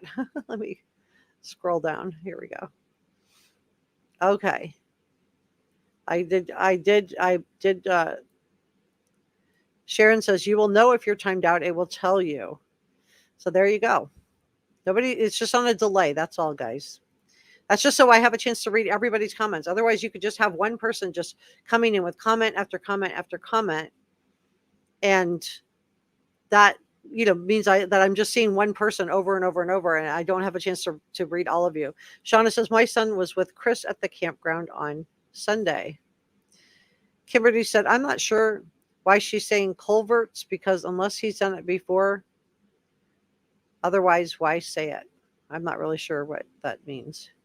If you want to clarify that. TJ said, they keep changing their story to fit the narrative. That's the problem. And Artist Creek said, I have a real problem with them not knowing what was on his shirt. I had 3 kids and I know which shirt, and I would know which shirt was missing. Yeah, that was odd. I agree. I think it was odd that they knew it was going to be one of 3 things, but Katie, who said she tucked him in and he told her that I love you, but they didn't know exactly what shirt he had on. I don't know. I would think you would know what shirt somebody had on. Hey, Sophie, glad you're here. You can back the chat up and watch it from the beginning if you want to. Shauna said, nobody has been cleared, not even Seth. Karen said, I think the whole beginning is Katie's lack of response. Mike said, Sebastian likes excavators, a neighbor in the excavator business, along with the dog scent route near to where the vehicle was parked. Oh, that's interesting. So what you're thinking is that there was an excavator parked over by the construction site? So are you saying, Mike, you think there was like an excavator like over in this area and that he may have come out to just, go look at it?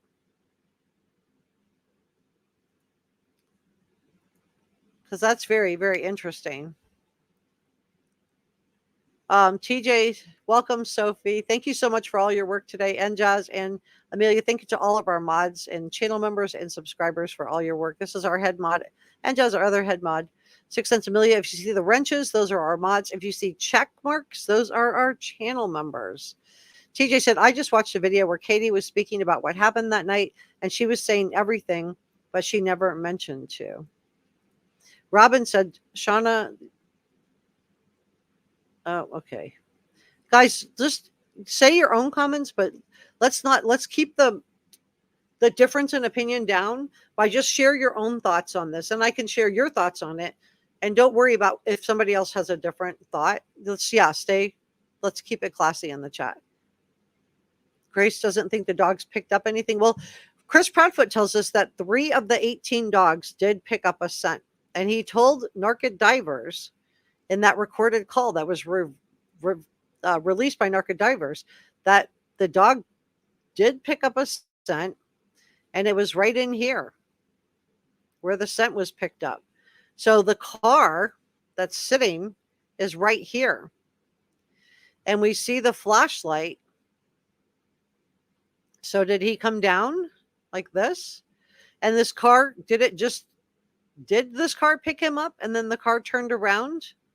Did like a 3-point turn here or a 3-point turn here? Just back up and then go down Kellen. And this is where the dogs were picking up something but weren't sure and ended up over in the construction area. What do you guys think?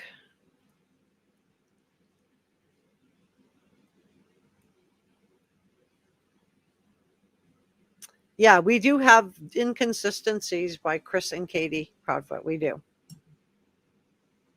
I mean, just even going back to the Nancy Grace show where he, said he got a polygraph and he hadn't. So I understand why people are distrustful. But I'm going to urge caution because we don't know exactly what happened, but I understand why people are distrustful.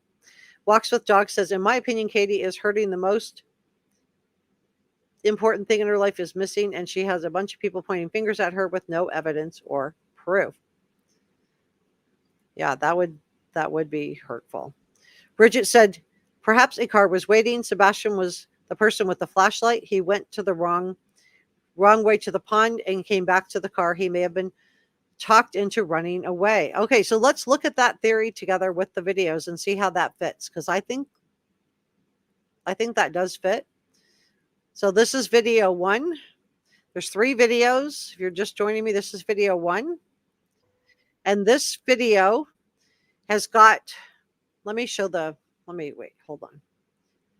Let me just show what we're looking at. Okay, so video 1 is being taken from here. See these yellow arrows?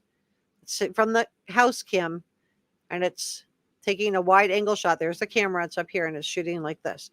So you're going to see vehicle 1, 2, 3, and 4, and then we see a car start up right here, And then we see one light that's stationary, and I believe that goes with this house right here. But this other light, which I believe is a flashlight, that one moves. So with your theory in mind, let's look at the videos and see, could this have been Sebastian on his own? And was somebody waiting, lying in wait for him to pick him up? Let me refresh. Okay. So this is the car. You're going to see these are the cars that I just showed you. 1, 2, and you can't see this one, 3 and 4. And then we're going to see this is the road. And then we're going to see a car with its tail lights and its headlights start itself up right here on video 1. This is all from the same neighbor's cam. There's the tail lights. There's the headlights. And the fact that this light is here now is why I think this does belong with the house that I just showed you. So taillights, headlights. That's video 1. So there was a car there waiting. So does this theory fit? Could Sebastian have been on his own that night? Let's go to video 2.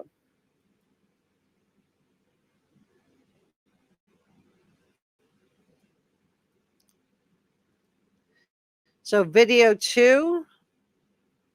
Let me expand this bigger.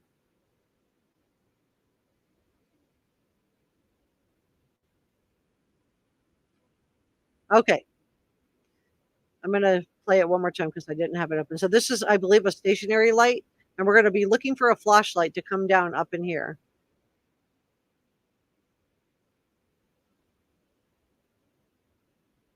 There it is. There it is. Remember, the car's right here.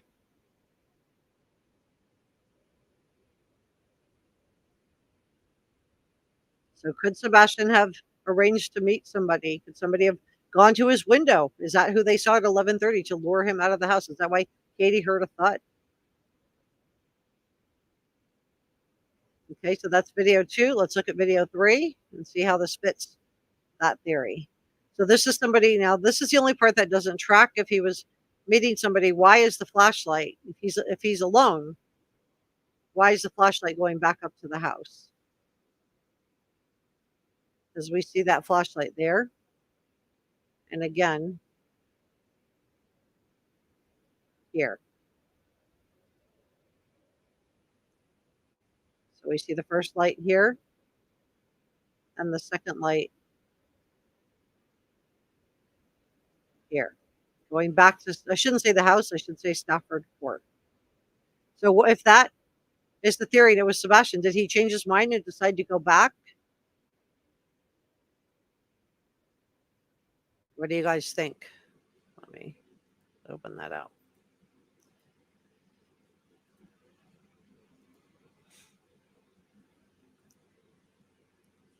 Let me refresh this. Okay. Let me see where we're at.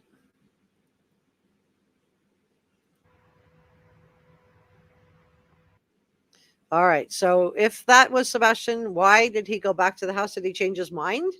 Was he just going out because he was going down to look at something in the construction site? Maybe it was too dark and he didn't have his shoes on and tried to go back and tried to get in. What do you guys think? Jillian said, I think Seth was working all night the night I think you mean the night Sebastian went missing. Yeah. It's nice to be nice. And Jess is right. Yeah, it's Father's Day. Let's be kind to everybody on Father's Day, guys. Eric says, I thought that when she went to look for Sebastian, he's got that in air quotes, those 10 little minutes in the morning that she passed him off to someone. Very interesting. And Jess N says, somebody is recording the video with their phone and is breathing. Don't want to mention other creators, but one of them tweaked a few things that we could only see someone. It was a members only video today. Okay. Bogey says, well, someone knew how to avoid all the cameras. TJ says Sebastian is not secure enough to be out at night by himself. He has a fear and wants to be with another person. So did somebody, was that shadow that is being purported to have been picked up by a neighbor's camera of a figure at his window at 11:30 p.m.? Was that somebody? Was that him exiting? Did he go somewhere else first? Was there somebody coming to let him know they were going to be there? Like, well, who was that? Or is that just a shadow?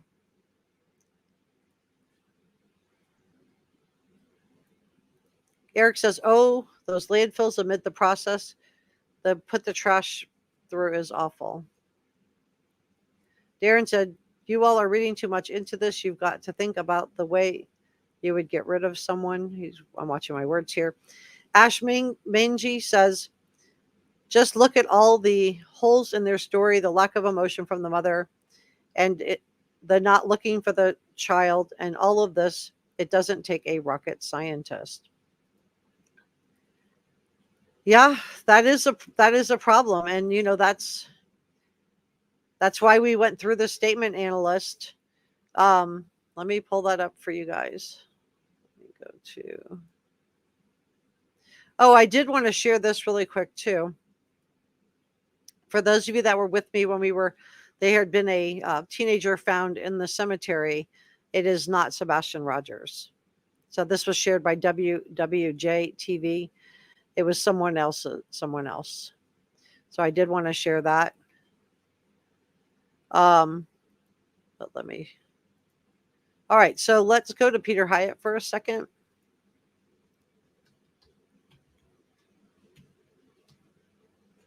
Okay.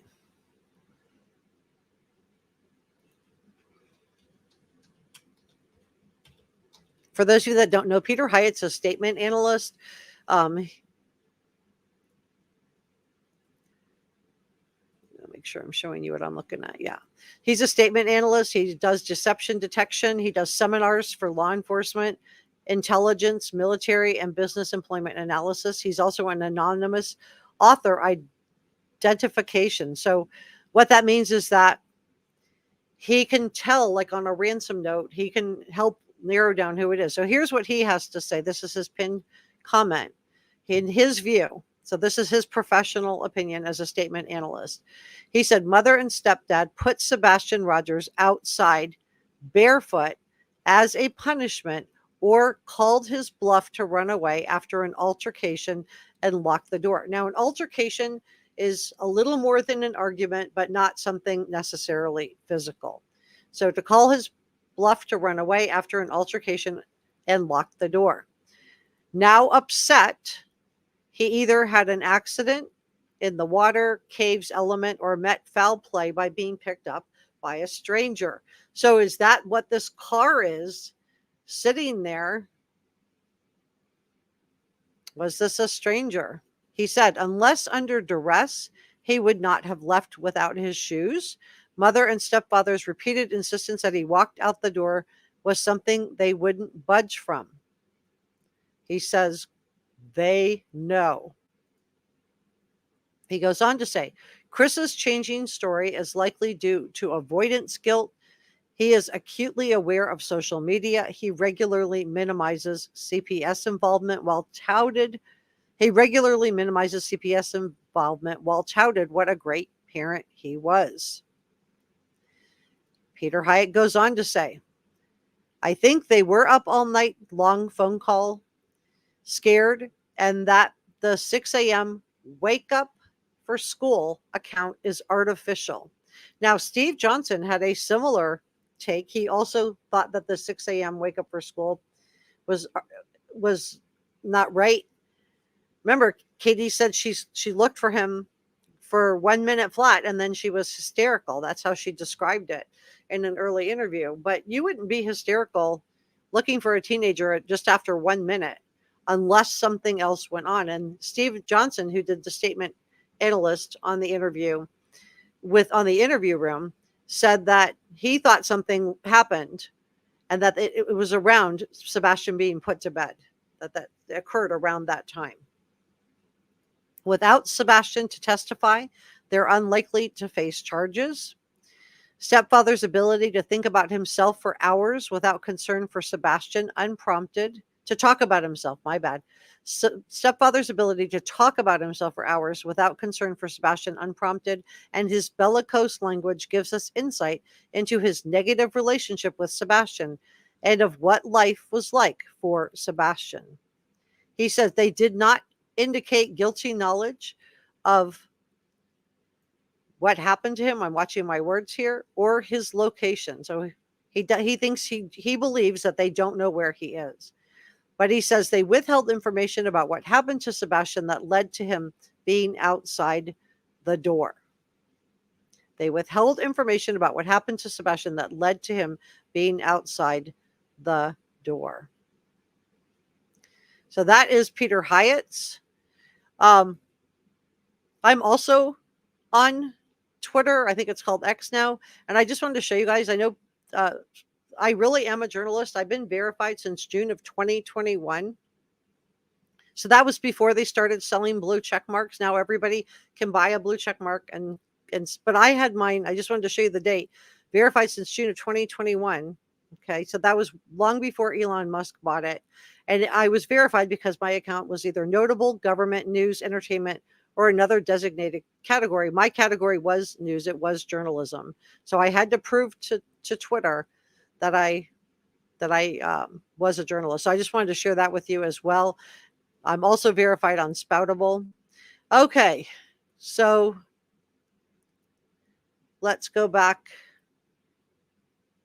to this. Let me check back in with chat. So that was interesting, going through the different scenarios, but also looking at what Peter Hyatt has shared with us, what statement analyst Steve Johnson shared in the interview room, and then putting all of that together with what neighbor Bobby now is telling us.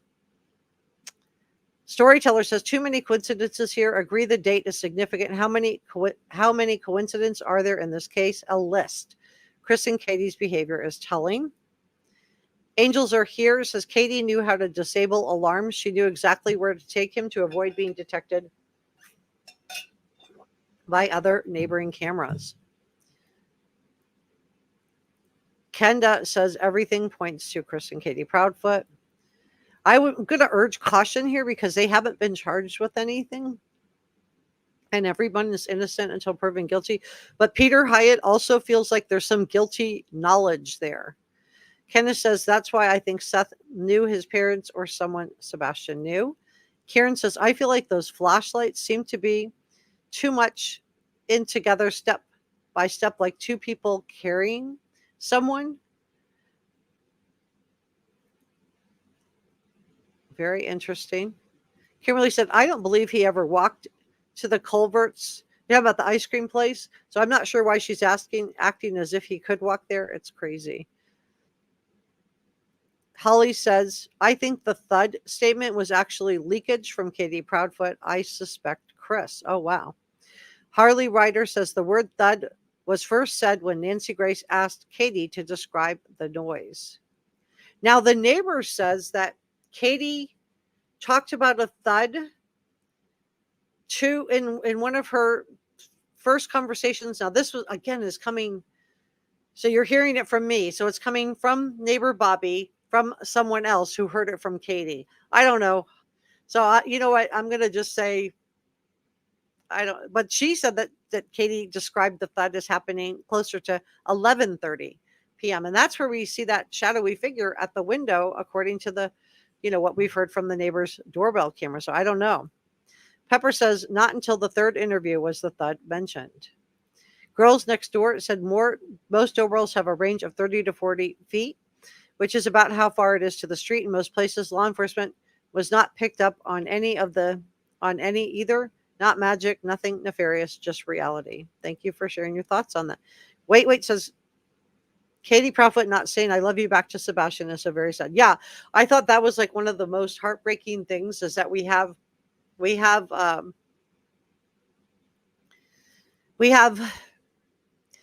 Katie telling us that Sebastian said, I love you, and that he loves the puppies too. But the saddest thing in that conversation that we don't hear from Katie is that she doesn't say back to Sebastian, I love you. I love you. So I think that is very telling also. If you haven't joined our Facebook group, I do have a Facebook group on Twitter. If you type in Sebastian Rogers and Reporter Room, it should pop up. Misty Blue doesn't think bedtime ever happened. Darren says, I think the gopher is holding Sebastian hostage. It sounds like, I don't know. Are you talking about a real gopher? 1011 Kellen is in excavator business. TJ said, if Sebastian went out to look at the excavator, why isn't he on any of those cameras? Because all of those people have them. I don't know. Maybe if he went around the back, that would explain it, right? That's why this flashlight video is very interesting. Kenda said, isn't it weird that mom didn't call 911? She's military trained. Instead calls Chris to call the sheriff's office. Yeah, I do think that's interesting.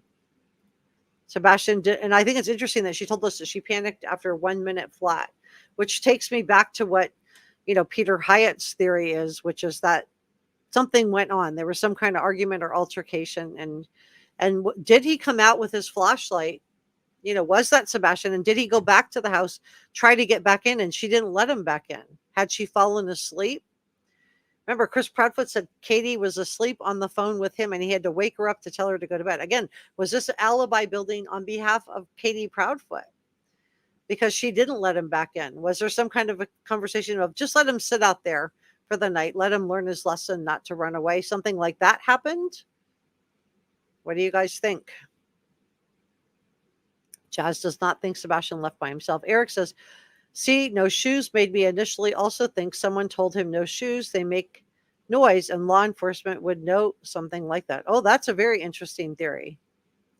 The storyteller said, what about the 2-hour long plus phone call that night with Katie and Chris? Yeah. And the times changed on that, right? First we were told, the first on the Duchess channel, Chris and Katie say that they were on the phone from like 2:40 something, or I'm sorry, 9:40 something until 12 a.m. So 2 hours and 20-ish minutes. And then that got expanded to 9 p.m. to 12 a.m. on the Nancy Grace show. So I think that's interesting too. Did the dogs tell you that? Okay. And this is, I can see very well. Okay. Ash Benji said, that was one interview. Have you followed along with all the others, including the weird nudges, silence emotions? Chris is flipping out on everyone who mentions anything credible. Yeah. We've covered those on this channel. I have a playlist of, I think it's got 42 videos on there. Mama Bear says, Chris's mother's tail end of her Infinity fits perfectly with the outline of the rear lights. And I'm going to say, let me just show you what she's talking about. I'm going to just urge a little bit of caution there because I think we could, I don't know. I'm not saying she's right or she's not right. I don't know. I'm just going to urge caution there because I feel like a lot of vehicles could fit that. But let me show you what she's talking about. So let me make sure I'm sharing what I think I am. Yep. Okay. Okay, so what she's saying, so let's look at the theory here. Let me go back to the beginning. Okay, so what you're looking for on this video, and if you're just joining us, is that we have the vehicles. Let me show you the diagram really quick so you know what we're looking at. Okay, so what we're looking at is we have the vehicles, right? We know that the camera was up here on this house, and this is the camera, and that it picked up a view like this. Okay. And then we have vehicle 1, 2, 3, and 4. And the car is sitting here and the lights are going on right here. And there's this drainage pond, this retention pond right here. And then in the dark, we can see vehicle 1, 2, 3, and 4. And then this light stays still. I think this light is associated with the house. I think it's this light here or maybe a light here. But the other one moves. So let's go back to the tail light. So it sounds like what you're saying, if I understand you right, is you're saying that the car that starts itself, that the outline of the car fits a particular vehicle. So you're looking, there's the car light clicking on. So we've got no car. Okay, so if you don't know what, if you're just joining us, this is the vehicles, right? Right here. And this is the road. And then right here, you're going to see a dark spot and you're going to see tail lights and headlights. The headlights are, you just see the lights, how the camera picks it up, just kind of flickering straight ahead. So what she's saying is that the taillights match up with a particular vehicle. I'm not so sure. So I'm going to urge caution here, but I'm not saying I'm right and somebody else is wrong. So there's the taillights there. Let me pause it there. So the taillights, I just don't see enough on the taillight here to say that it would definitively, because this would be the vehicle here and there's headlights. I don't think I could match that up with a vehicle.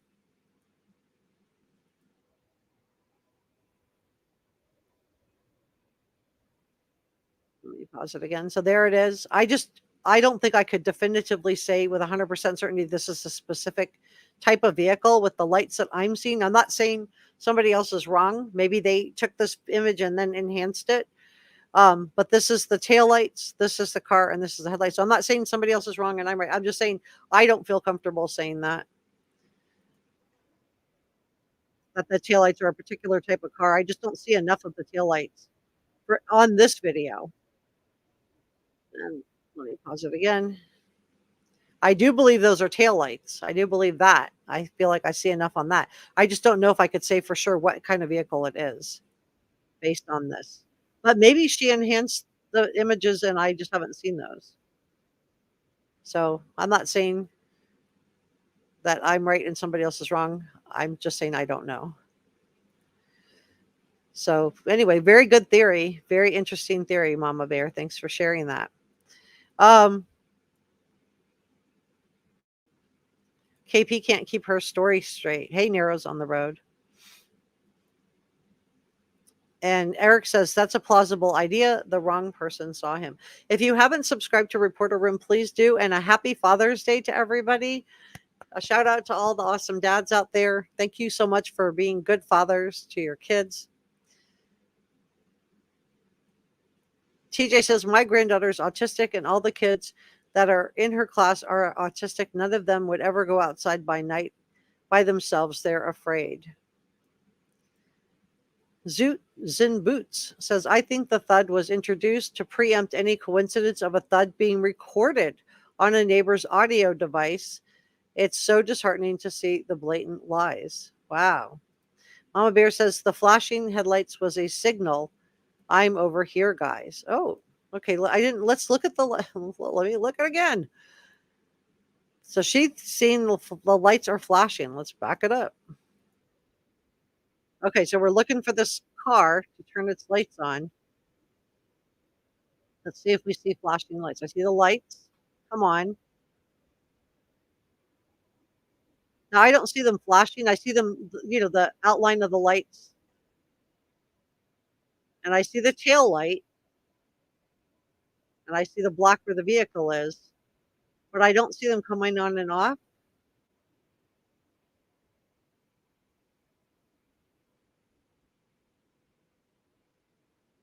But somebody, like I said, somebody could have taken this and enhanced it, and they have something more than what I have. So I'm not saying that I'm right and somebody else is wrong. I'm just saying I don't see that. So I just want to be like really clear of what I see and what I don't see. TJ says, I want to know why Chris didn't take the polygraph from Nancy Grace because nobody would tell him not to take it. Yeah, I agree. I don't think that he said the TBI told them not to take it. Seth said that they told him he could take it. So I don't think they could stop you from taking it. I don't know. The storyteller said, why hasn't law enforcement cleared all the videos in and out of the area that evening? Well, I'm sure they have. And this could have been enhanced by law enforcement. I'll look at it and see if there's anything I can do with it on my end as well and see what else I can come up with on this for the next one. Kenda says, and CPS visits to the Proudfoot home. Mountain Philly says, all three of them have not been honest about everything. Eve Loves God says, KP has been the only central person on my list. Ash Manji says, I've been following this from the beginning and my gut doesn't lie and it has not changed from day one. Robert says, this makes me uncomfortable. Robin, I don't know what this is. Sorry. Ever Loves God said, law enforcement said there's no evidence he ever left the house. Eric Jasper said, is law enforcement sure he isn't under something or underground at the construction site, as in the ground caved? Yeah, it could be. And there's a lot of caves in that area too that couldn't be searched, right? So, and remember what we were told by SF Investigate. Steve Fisher said that on Web Sleuths Live the other night. He said that the search that they did has only picks up like 40% of the people. They're assuming the person's alive. It wasn't a grid search where they walked it. Now, PI Chloe was doing grid searches, but we know she's been chased off the case, which also makes me wonder, like, why is there some people out there that just don't want him found? TJ says Ellie is very confused because they can't find any evidence of him leaving that house. That's not why they're not sure what happened. The date on the camera footage, this is purported to be the night of the 23rd. And what we've been told is that the date on the camera footage it was stuck. So the date on the camera footage, I'll see if they show the date. There it is. It was stuck there. It's stuck at the same time and the same date. So that's what we've been told by neighbor Bobby. Joe is a retired detective. Welcome, Joe. Bridget says, I thought that perhaps the theory wouldn't fit because a flashlight returns to the house, so I think it wouldn't make sense after all. Yeah, the flashlight goes back to the house. So if it was him coming out, did he try to get back in? And is this, what's being hidden? The storyteller says, listen, parents know you don't act like this when your kid, your heart has gone missing. Their behavior alone is inconsistent, feels staged, and then add the coincidences. And Jess says, there isn't anything we can do. Just hope that law enforcement has all the information. And Sergeant King says, maybe his teacher from school was waiting on him. I wish that would be the case, Sergeant King. That would be like such a good outcome. TJ says, just what's your theory of what happened with you being an ex-detective? Hi, Dilly. Glad you're here. I haven't seen you in a while. Island says, explain the flashlight heading back toward the house with that theory. Yeah, I can't explain that.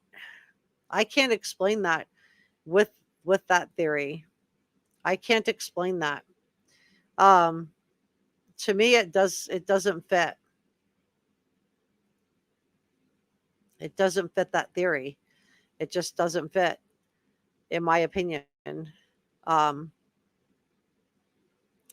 I just don't see that fitting the theory. I just don't. Why did the flashlight go back?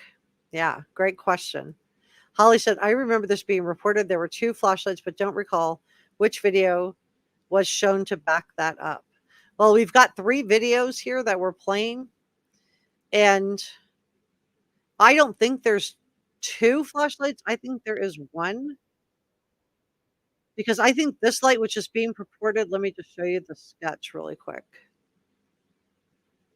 I'm hoping that by explaining it this way, I'm like answering some of the questions that I know I had these questions where I was trying to watch other people's videos. So what's being purported to be the flashlights are these 2 lights. Now this one here moves. This one moves around. This one is stationary. And that's why I think this one is not a flashlight. I actually think this light is associated with this home right here. This is where we see the car and we see the camera is up here and it's a wide angled lens.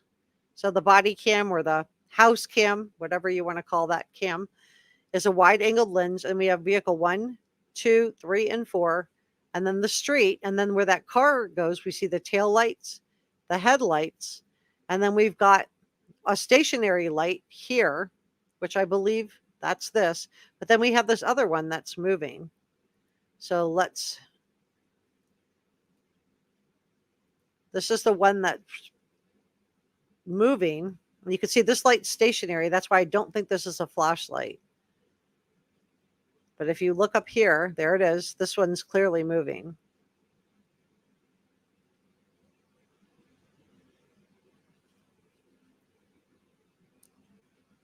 So this is stationary. That's why I think that does belong with the house. That's why I think there is one flashlight.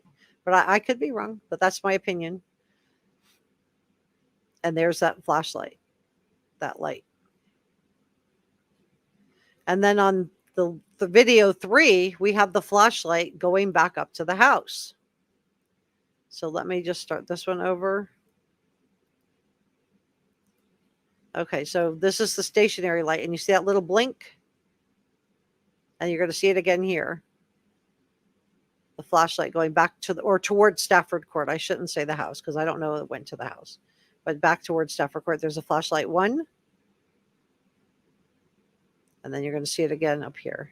There it is again. So there it is. Right there, making its way up to the house. And then the light clicks on again right about here. There it is. Click. And then we have this car in video 1 that's sitting there.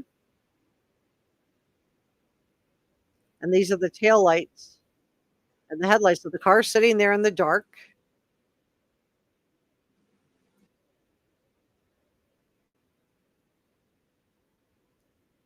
And this is the street, and these are the vehicles. And then boom, the lights come on. That's the darkness. That's the vehicle itself. These are the tail lights. And this is the headlights shimmering, being picked up by the night air, which is probably thicker. And so it's just the camera's reading that as just light. And there's the tail lights. And then right in here is where the vehicle is. So I hope that answers your question, Holly. Great question. Breezy says, because of Chris Proudfoot's comment about the humble pie, I believe they hired someone to abduct him. And Holly says, thank you for being here, Dilly. Eve loves God says somebody carried him to the car. Storyteller says, either 1, Sebastian just disappeared like Chris wants us to believe. 2, he left on his own accord, leaving all of the food. Katie said she just brought behind. No toys, no cell phone, etc. 3, he was taken/removed. So let's go with Storyteller's 3 theories, because I do think that these are 3 really good theories. If you agree with theory 1, put a 1 in the chat or in the comment section below if you're watching this if you're not live with us. So 1, Sebastian just disappeared. Okay, he just vanished. 2, Sebastian left on his own accord, so he ran away. 3, he was taken or removed from the house. So which one of the 3 theories do you think it makes the most sense? Tiffany says the windows were locked from inside. Hey, Jody. Jody says, well, there was activity out there. Something was going on. Yeah, something was going on for sure. Jill Elaine said, thank you, everyone, for being here. It's really nice to see new names in our chat. Please hit the like button and subscribe or join if you would like to. Yeah, I would. And I want to wish all of our dads out there a happy Father's Day. We did ours early because I had planned on doing this live stream with you guys. I wanted to be here with you guys. And I just want to say to all the awesome dads out there, a happy Father's Day to you. And thank you for being great dads. Jody says prayers for Sebastian. And Jazz agrees with you, Jody. Leslie gives green hearts for Sebastian. TJ says, the neighbor said that somebody was in the window looking around. Why is there somebody in the window looking around with the lights off? Yeah. So what we heard from neighbor Bobby is that the house, they see lights going on and off in Sebastian's room that kind of line up with the thud, right? But then the house goes dark, and Katie, who normally sleeps with the puppies, Chris told us that she normally sleeps with the dogs. That night they were put in their crate. I don't know why. Maybe she was just tired and didn't want to have them sleeping with her. I don't know why. But then we are told that the neighbor camera, the light goes on in Sebastian's room and there's like the shadow of a person at his window. So was this somebody inside looking out, or was this somebody outside looking in? This is one of our head mods, Sixth Sense Amelia. And she's wishing everybody a happy Father's Day. I feel in my heart Sebastian was handed off. Joe says, I don't have access to any evidence that law enforcement we have. I would love to listen to all three parents' interrogations. Yeah, and I would love to see the original body cam footage from when the law enforcement arrived. We don't have that yet. And we're not going to have that. Like with Summer Wells, we still don't have it. And it's been 3 years. We don't have the original 911 call or the body cam footage of when they responded at Ben Hill Road. So we don't have this body cam footage to hear what the original story was, of what happened that day that Sebastian disappeared. So yeah, without all that, my gut would want a long talk with Katie Proudfoot. This is Joe Savage, and everything we're all sharing here is just our opinion. Marianne says, if GE only had that little flashlight, would not be that visible. So if he had just like a little flashlight on a keychain, this is that she doesn't think that it would be as visible as what we're seeing on that it wouldn't be picked up from that far away from that camera. That's a good point. That's a very fair point. This is why I love reading the comments, you guys. I learn from you guys. Mike said, yes, Sebastian backtracked to the bottom of Stafford, in my opinion. So if he backtracked down, was he going to this car?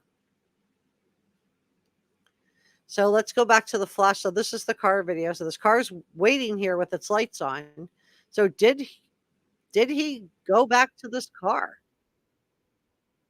If this was him coming out of the house, and you can see this flashlight up here in your upper right-hand corner where I have my arrow. You're going to see this flashlight pop up.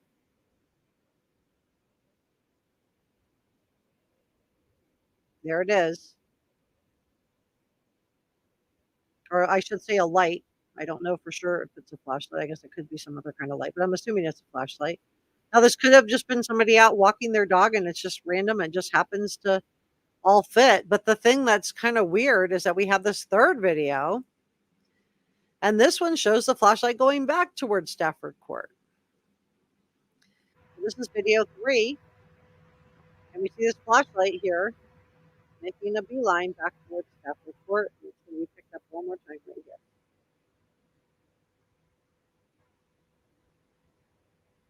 One, and then wait up here, it's going to flicker again. There it is. So the first little flicker right here. It's going to flicker again right here. There it is.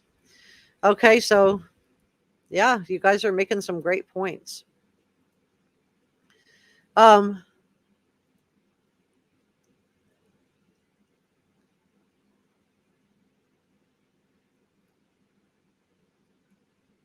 go back here. Okay, let me catch up with chat. It looks like somebody gifted memberships. Let me see. There's Njaz did. Njaz gifted 5 reporter room channel memberships. Thank you, Njaz. That's so nice of you. So 5 of you guys. Now she will be given a list by YouTube, and my understanding is YouTube gives her a list of like whoever's like commenting the most, like who's very active in the top chat. Those she'll be given a list from YouTube to pick from. So she doesn't get to just pick anybody that she wants. She's given a list to pick from, and then she'll be gifted. But 5 of you guys are about to be gifted channel membership. So that is so nice of you, Njaz. Thank you so much. What a nice way to celebrate Father's Day. Thank you so much to all of our mods, especially our head mods, Njaz and Sixth Sense Amelia. Gail says, prayers for Sebastian today. He has to spend Father's Day without his son. Yeah, I would think that this would be a hard day for Seth. Bogey says, Chris said if Sebastian left through a window, we would have heard him. Oh, that's interesting. Did he say we? Wow. If you know where you heard that, Bogey, let me know. I would love to go clip that.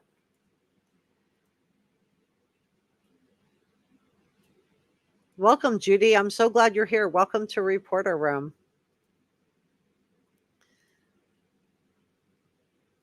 Ash Benji says, you're right. They're not in trash truck. The neighbor, Bobby, already confirmed that those are two separate videos. So there are three different videos. The first video has the car with the headlights and the taillights, and then the black part with the car. The second one is the flashlight coming down toward, and the third one is the flashlight going back toward Stafford Court. So three different videos that I played for you guys today. So they don't bark. And do you think that's why the dogs were put in their crates? Welcome to the two new channel members. If you just got a channel membership, please make sure you say thank you to NJAZ and let me know who you are so I can shout you out also. TJ said the way she said it, that there was somebody looking outside the window. So the way that neighbor Bobby described it is she thought that it wasn't somebody. So are you saying that the way that she said it was somebody was inside the house looking out? So did she hear the thud, and did she actually get up and realize he wasn't in the house? And is Peter Hyatt right? Was there some kind of a conversation? And we see this flashlight and then the flashlight going back. Did he leave the house in bare feet and feel uncomfortable and try to go back? And then they decided they weren't going to let him in, just let him take their lumps. TBI find. I've got the number down below, 1-800 TBI find. Welcome, Where's Summer? Holiday says he was carried out in a slumber while he was sleeping. She put the dogs in the cages, so when she went out, the dogs wouldn't run outside to the other party because they know the third party. The dogs know the third party. CD says, I've also watched a video of this. It was cleared up and I could see Chris's hat, just like the one he wore in the first interview. Wow. So, Six Sense Amelia says, thank you for supporting Reporter Room NJAZ.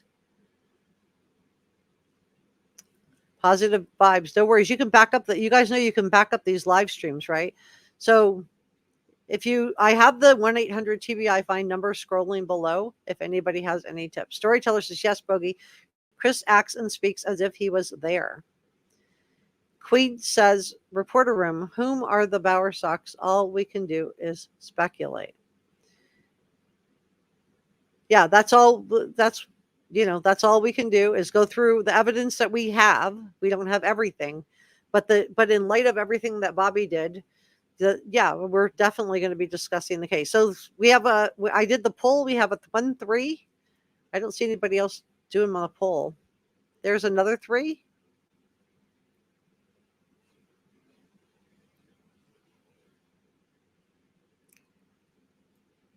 Okay, y'all are just doing your comments. That's fine. We'll go with that. Who are the Bowersocks? They are Chris. I think, they're like Chris's parents or Katie's in-laws. But I want to be careful not to throw any shade at anybody because there's no evidence of them. But the reason that people feel suspicious of them is because of what Nina Gomez told us in her interview with Trevor Lee on Trev Time. She told us not to be confused with T-Rev. Trevor Lee is a different content creator.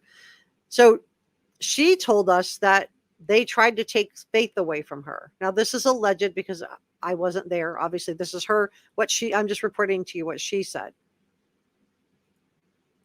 Tracy said, and this truck or car may not have anything to do with Sebastian. That's true. It could just have been there. It could just have been there and turned on its lights and been sitting there waiting for somebody else. Ash Manji says, I believe he was carried to the car. Chris Proudfoot and Katie Proudfoot are the flashlights. Katie Proudfoot's flashlight goes back to the house. Holiday said the light returning to the house is the mother. Lisa said regarding Summer, law enforcement should look in the septic tank. Where Summer says, I don't believe Sebastian left on those dogs would have gotten a scent track immediately, and they never got a scent of him leaving the house.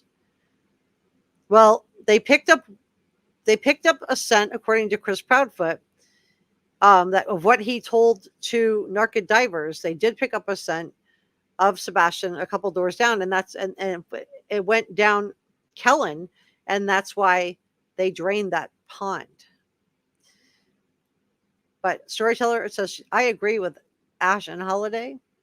Good night, Lizzie. And Kendra said the fact that Katie Proudfoot noticed a tiny flashlight on a keychain missing is crazy. Elle said, why are all those cars there? They go with that house. A big house.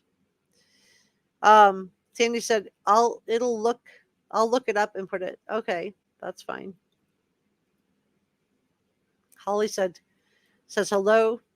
Storyteller says, it was an intentional drop of info they want us to believe. TJ said, why did Katie Proudfoot leave the house? If her son is missing, could be autistic, he would come back to that. Yeah, and I think that's one of the big problems, that people have with this case is why would she have left the house if you knew he was coming back? And I think, in the interview that the interview room did with statement analyst Steve Johnson, he also found that to be concerning, right?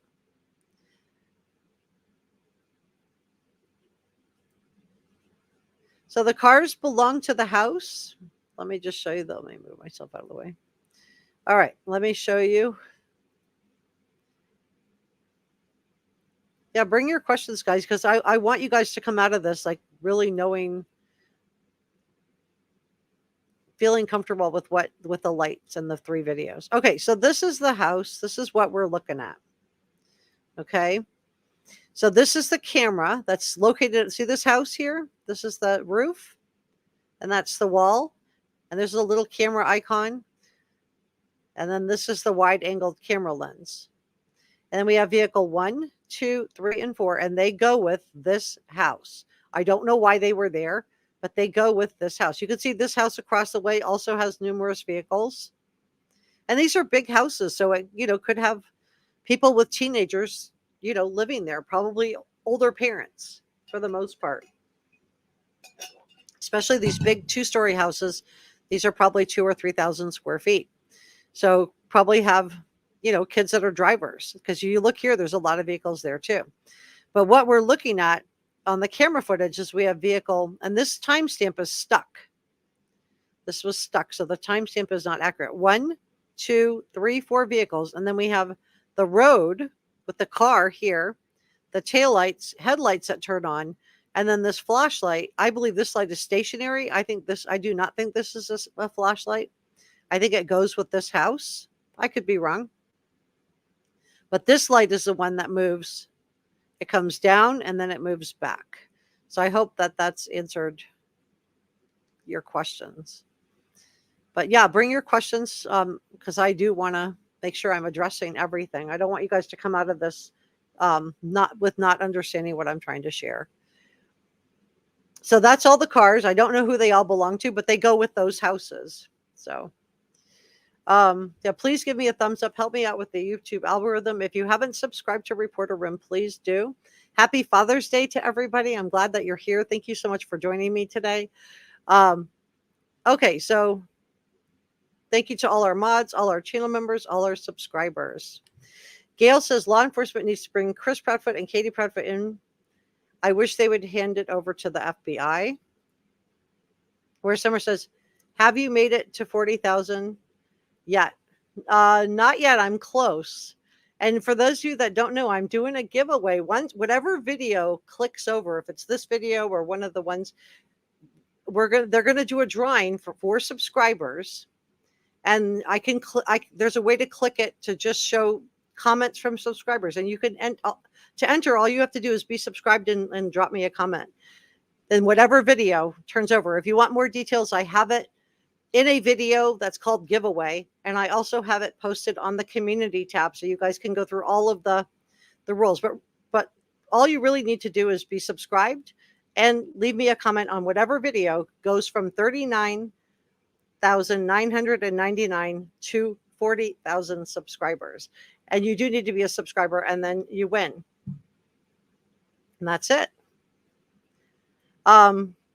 Let's see. And I'll be announcing it here on YouTube once we do the drawing, and I'll also be announcing it on Twitter. Holiday says she's not very bright. Pardon the pun. This lady planned this way before the Roadhouse. The best day of his life, because he probably was told he would be moving to another person's house. So you think he was given the best day ever because he was going to go live with Seth? That's a really interesting theory. Yeah, please don't do all caps. Genealogy, Gypsy says, it almost looks like a phone screen lit up and the flashlight lit on the opposite side. Wow, that's interesting. TJ said, yeah, what video is that where he said that? I don't know. Somebody brought that up in comment. I haven't heard that personally myself, so I'm just reading people's comments. Harley said he was alone online, easily could have met somebody. Yeah, I think the fact that the idea that he couldn't have gotten online at the age of 15 without his parents knowing, being that he was high functioning and wasn't identified as being autistic until 2023. So I think the idea that he couldn't have been online, I think it's very possible that he could have been online with somebody. And I'm wondering, Seth wanted his laptop because he wants everything to be the same when Sebastian gets home. So he wants the laptop back. But I'm wondering if law enforcement's keeping the laptop because he was online with somebody. Bogey says it was said in one of the interviews, I never forgot Chris saying we. That's okay. That's all right. If anybody finds it, let me know. Drop me a comment if you know where he said we there. That'd be great. If you can't find it, it's okay. Gail said that says Chris was home. He borrowed his mom's car, so his alibi would line up. Holiday says all you got to do is answer the garbage truck question, is call them and ask them for just the schedule for pickup at the address. Well, they searched are you talking about the landfill search? So where Summer thinks it was on Smiley's channel, the we. Okay, thanks for that. Laura, so okay, so I asked if the shadow, if it was thought, if neighbor Bobby thought the shadow was somebody outside the house looking into the house at 11:30-ish p.m., or was it somebody inside the house looking out? And TJ, thank you so much for taking time to answer me. TJ says that she believed that it was somebody inside the house looking out. So who was inside the house? Was this Sebastian looking out for somebody? Was somebody else there? Lori says, I feel like Sebastian had a very unhappy family life. I think he did too. This is the Facebook group.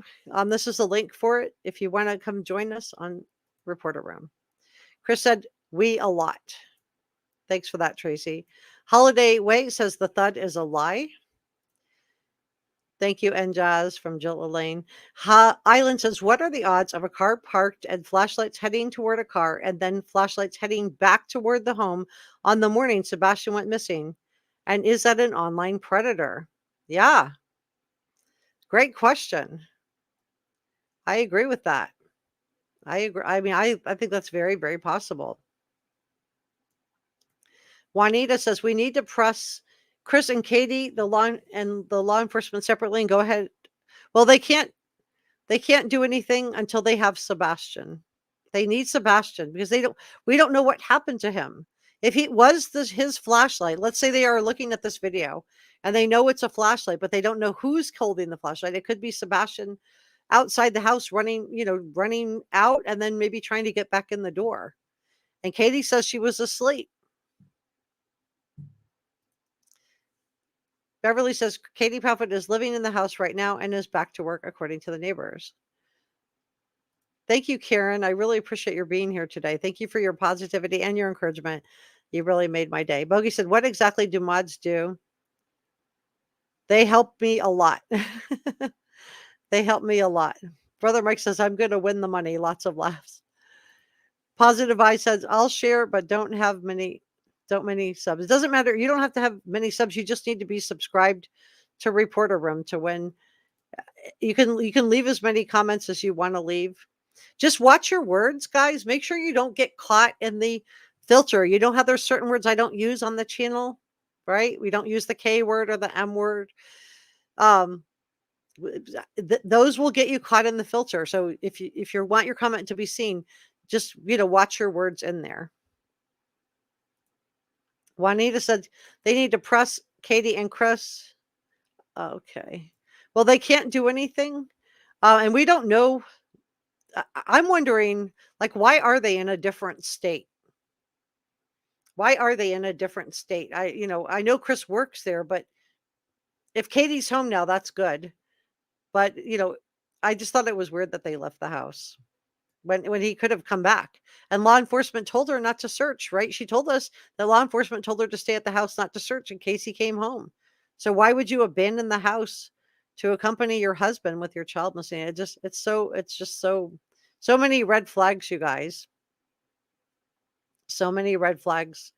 I do want to say, I'm not ending this. I just do want to say, I promised I was going to roll this one more time. Thank you to our producers, George Brown and Jazz, Angry Mons, Not So Saintly, Debbie, Joe, and Jane J. And thank you to all our channel members. You guys make it possible for me to cover these cases. If you would like your name to appear like this and have a check mark next to your name in the top chat, just hit the join button. It's next to the subscribe button. But subscribing helps too. And please remember that I'm doing a giveaway. And to enter the giveaway, you need to be subscribed to Reporter Room and drop me a comment in the comment section below on the video that clicks over from 39,999 to 40,000. That is the video we'll do the drawing on. So, and thank you so much for your super thanks, super stickers. I really appreciate you guys and your gifted channel memberships. Thank you so much. Okay, so let's continue on. Let me go back to the comments.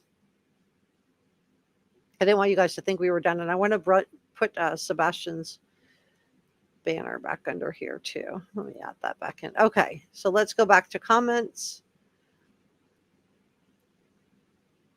Genealogy says Elon Musk is autistic, and look at how many things he's accomplished. My nephew he's extremely smart. Yeah, and they think Albert Einstein was also autistic. Remember, he didn't speak until he was like in first or second grade. So they think that, and he's a genius.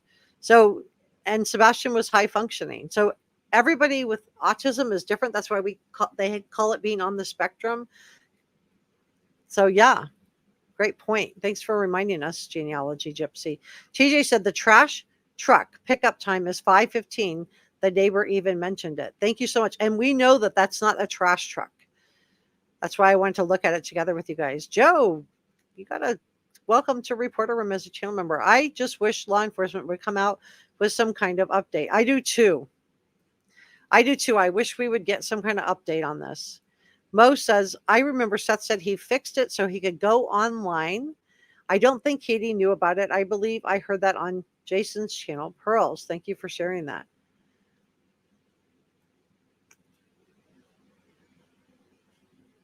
And Jazz agrees with you, Joe. Mo says, hi, Holly. Happy Father's Day to everyone that has a father, mine's in heaven. For those of you that don't have your dad with you anymore, I just, I know that that's probably got to be a really hard Father's Day. So I just want to say to all of you guys who are celebrating Father's Day for your father, and maybe he's not here to hug or say thank you. I just want to extend my deepest empathy toward you, and you have my deepest sympathies on that, on your loss. I know on Father's Day and on Mother's Day, those losses have to be particularly heartbreaking. Mama Bear said, could Sebastian have overheard something upsetting on the 3-hour phone call, got upset, and threatened to leave, so they put him outside? Yeah, I'm wondering. This is so interesting that you're saying this, Mama Bear, because I was wondering something very similar. In light of what Peter Hyatt shared with us, right, that there was some kind of guilty knowledge there on the part of Chris and Katie, but he doesn't feel like they did anything to him. But if Chris was on the phone with Katie and Sebastian didn't want to go to Seth's because he didn't want to leave his school, not because he didn't, love his dad, but because he didn't want to leave his school. And people on the spectrum tend to not like change, right? They don't like change. So the idea that he would have been happy and excited to have a change, I think would have been hard for him. And then the idea of leaving his school somewhere where he had teachers that he loved and that loved him and cared about him, that might have been, a really important thing for Sebastian. So did he hear something about Chris Proudfoot, who had been absent from the house for the whole month of February? I believe he was withholding to make Katie make a choice. That's my theory. But did Sebastian hear something in this phone conversation that sent him running out the door? Is that what we see with the flashlight coming down And then did he realize he didn't have his shoes on and try to go back? And then Katie fell asleep and didn't let him in, or just didn't let him in. And she was talking to Chris Proudfoot, and he's like, oh, let him take his lumps. He could just be out there. Remember, there's been allegations that the Sebastian was sleeping in the garage. So I don't know. These are, just all allegations and opinions, and opinions are not facts. But it's a very interesting theory, Mama Bear, for sure. Tracy thinks that Katie was looking out. So you think Katie was at his window looking outside? But she said when she heard the thud, she didn't respond to it. Yeah, so I don't know. Thank you to all our mods. Island is saying, thank you, Reporter Room and mods. Thank you so much, Island. Thank you to all our mods for all your work. They're working on Father's Day, you guys. Show them some love. Give them some thumbs up. Mo says, hi, Holly. Happy Father's Day to everyone who has a father. Mine is in heaven. Happy Father's Day, Mo. And I'm so sorry that you lost your dad. Bogey says, Lori, if he overheard the conversation, why wouldn't Sebastian just phone his father to come and pick him up? Yeah, that's a great question. Unless there was something just upsetting and he ran out of the house. Great question. SG agrees with you, Mama Bear. SG thinks that's a good possibility. Holly Gladly says, Island, thank you for being here with us in the chat. And Jess says, you are welcome. Island, hi, thank you for being here with us today. Holiday says, February 26th was Monday, so a person may have gotten off work doing a 7 p.m. to 3 p.m. and then went to get him. We find the vehicle with anybody that may work those hours. So you think that it could be somebody that worked like a 7 p.m. shift to 3 a.m. shift that he met online and then was waiting outside? Very interesting. Rhonda says, somebody who lives in a similar neighborhood should try and see if they can do a reenactment of the lights footage. Welcome to Reporter Room, Rachel. I'm so glad. Thank you so much for subscribing and joining the channel. Arrow says, it's odd that Katie remembers the flashlight, but not what her son was wearing. Yeah, it is odd that she doesn't know which shirt he has on. They tell us it could be one of three. Now, it could be that he had the covers up over him and she went in to tuck him in. I think it's odd that she was tucking in a teenager, and Steve Johnson feels like some kind of altercation happened around the time of the tucking in, that has some kind of significance. But what, we do not know. Holly says her dad is in heaven too. Gail says, we need to figure out who's the car was sitting and waiting, and then I believe we could find Sebastian. Well, I'm sure law enforcement knows about this. If we know about this, they know about this. So genealogy says it could have been an old teacher, neighbor, really anything. Sebastian could have run away. We don't know. We won't know for sure until he's found and hopefully saved. I agree with that. I agree with that. I think that I agree with that. Yeah, it could have been anybody, could have been in that car. Islet says, no, thank you, mods. Love you allow all to speak your opinion. I just love how everybody's sharing their different views and everybody's getting along. We don't all have to agree. It's okay that we don't all have the same theories. But what's nice is that we can all share our thoughts with each other in such a respectful way. Bridget said the mods work hard to keep things respectful. Yeah, and they're volunteering their time, you guys. So thank you so much to our mods. Okay, so Amelia's linking the YouTube video where I have the 40,000 giveaway. You can link to that in the description of that video. I have the terms and conditions. I also have the terms on my community page, on the Reporter Room community page, and then the video here. So there's lots of resources. TJ said the mods on this channel are awesome. You guys do a great job and you work hard, and I appreciate it. Yay.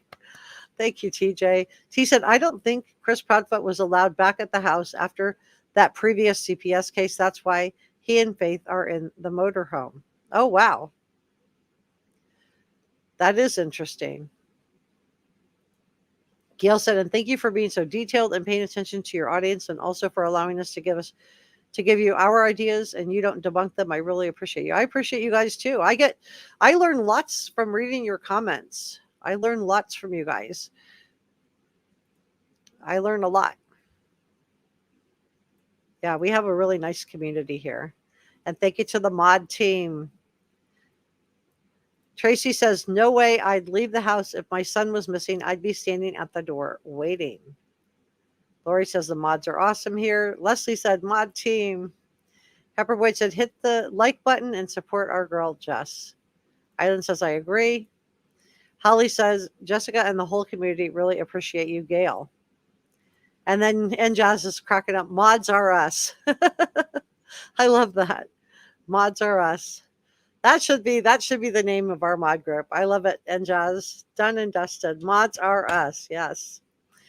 T says the comment section isn't showing. Not yet. It'll show once we're done with the live stream.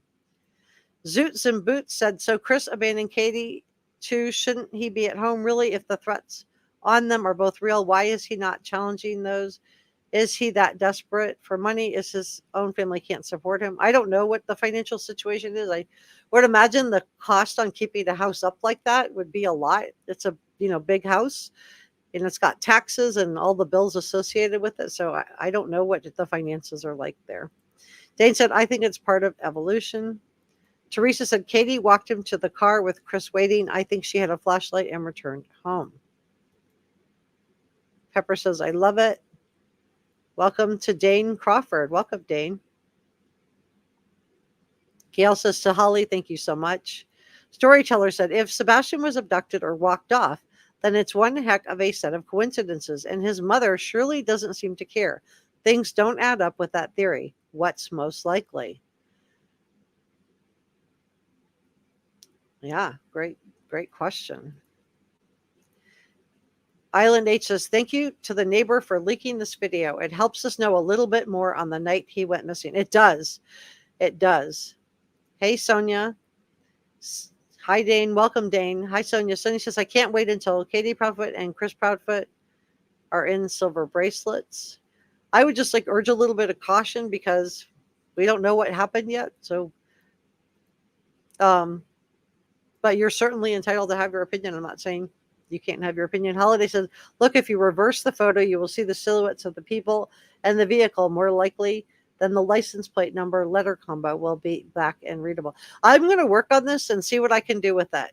I'll work on it and see what I can do with it. I may have to take it screenshot by screenshot and then upload it and into my equipment and just see what I can do with that.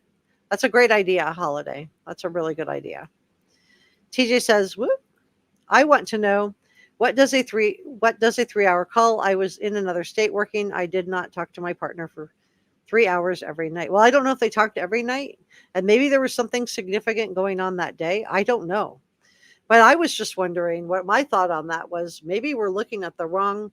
We've all been kind of thinking that the 3-hour phone call was maybe to help Chris out, that they extended that time and added 40 minutes to make it, stretch it from 2 hours and 20 minutes into 3 hours to help Chris Proudfoot out. But what if we're wrong? What if it's to help Katie out? Not because she did something to Sebastian, but maybe didn't let him back in the house or something like that. Or there was an altercation and she told him to leave the house. I don't know. Karen said, my dad passed away on Father's Day. Oh, man. I'm so sorry, Karen. Hug your dads and tell them that you love them. I'm so sorry. This must be such a hard day for you, Karen. I'm so sorry for your loss. Tracy said, Mother's Day and Father's Day are very hard. It is. It's hard when you don't have your parents. Holiday said, you get that combo, it's game over. Holly says hello to Sonia. And Elle says, at first they said it was outside. Now it's inside. So maybe we don't know. Maybe it's, them theorizing. Maybe it's them theorizing. Well, guys, I think I'm going to leave it there. Let me see if let me just see if there's any new comments here. Of anybody that just came in that I haven't shared your comments and you've been. Joe says, I have not heard that she went to tuck him in. Yeah, she said she put him to bed. That's what she said, not tucked in. She didn't use the word tucks in. Those are my words. She said put him to bed. But I was thinking that maybe they don't know what shirt he has on because he was tucked in. He had his covers up over him. So she doesn't know for sure what shirt he has on. But she knows what pants he has. So I don't know. TJ says, I don't think Sebastian would talk to somebody online. My granddaughter is autistic and she won't even stay the night at my house. She doesn't come over and visit unless her mom does. Oh, that's interesting. Where Summer says she never went into his room at all. She only told him to go to bed. That's what she says.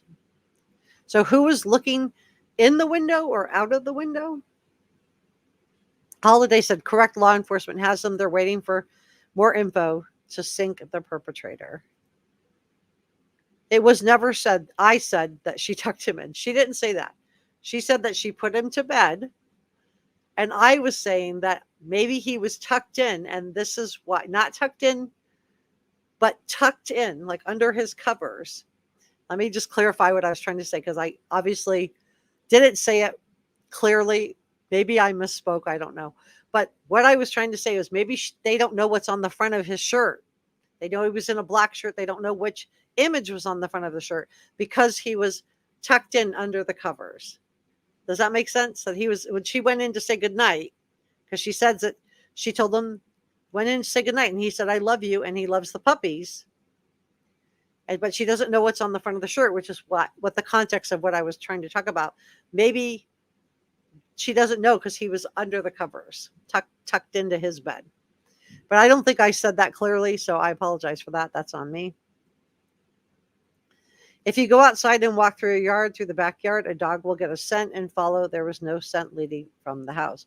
Well, narco divers with Chris Proudfoot said that there was, so I don't know. There are theories we all come up with, implausible with the absence of evidence. It's sad and frustrating. Suits and Boots Z says altercation or something more like restraint, disobedience therapy, many controversial things. Wow. Tracy said, I've changed my opinion about 3 times. There's so many ways this could have happened. And Holly agrees with you. Where's Summer?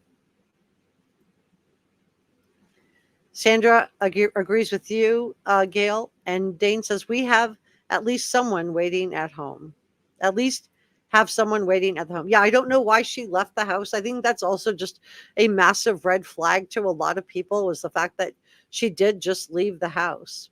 High faith and repentance. She says, as long as Sebastian was in that house, Faith couldn't be in there. If you compare the past cases where parents were found guilty, they were very similar to the actions of Chris Proudfoot and Katie Proudfoot. Thank you so much for sharing your theory on this case. Narrow is the road, says Katie Proudfoot took him out the back door in a rolling suitcase. Storyteller said the Proudfoots were already getting rid of Sebastian. He was going to live with Seth. Why couldn't they just let him go? I don't know. I'm wondering if it has something to do with those CPS cases. If they were worried what he was going to, now that we know there's multiple reports. And I think this would also explain why Seth was so angry. Allie said, wow, I think Katie went halfway with Sebastian with a flashlight and told him to head toward the car with the lights. I don't know. Jerry said, I also wonder if the Proudfoot cell phones are being monitored. They would need a warrant for that. Thank you so much for encouraging everybody to give a thumbs up. All right, well, I think I'm going to leave it there. If you haven't subscribed to Reporter Room, please.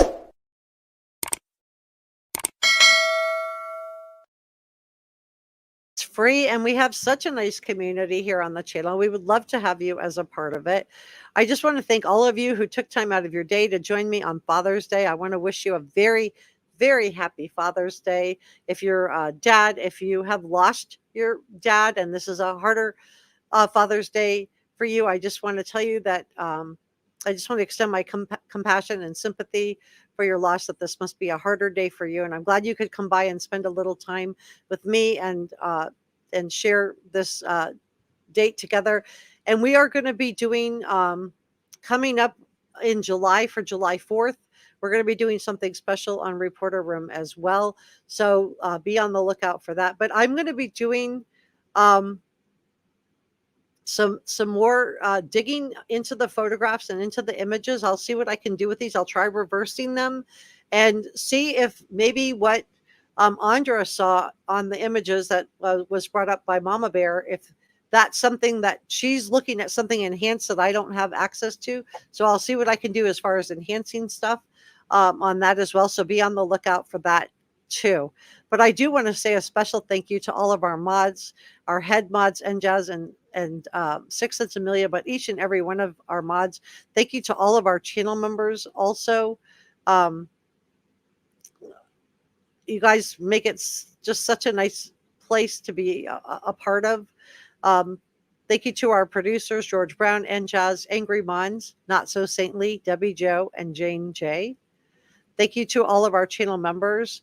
Without you guys, I wouldn't be able to cover these cases because so many of these cases get demonetized. This case especially, I think I took like a 1/3 pay cut, and I could not have done it if it wouldn't have been for our channel members and all of your support. So thank you for that. I really appreciate each and every one of you. Your support means so much, and thank you also for those of you that are able to do super thanks. Thank you so much for hitting the thanks button, and thank you, Njaz, for the gifted channel memberships. I really, really appreciate it. It makes our community so nice.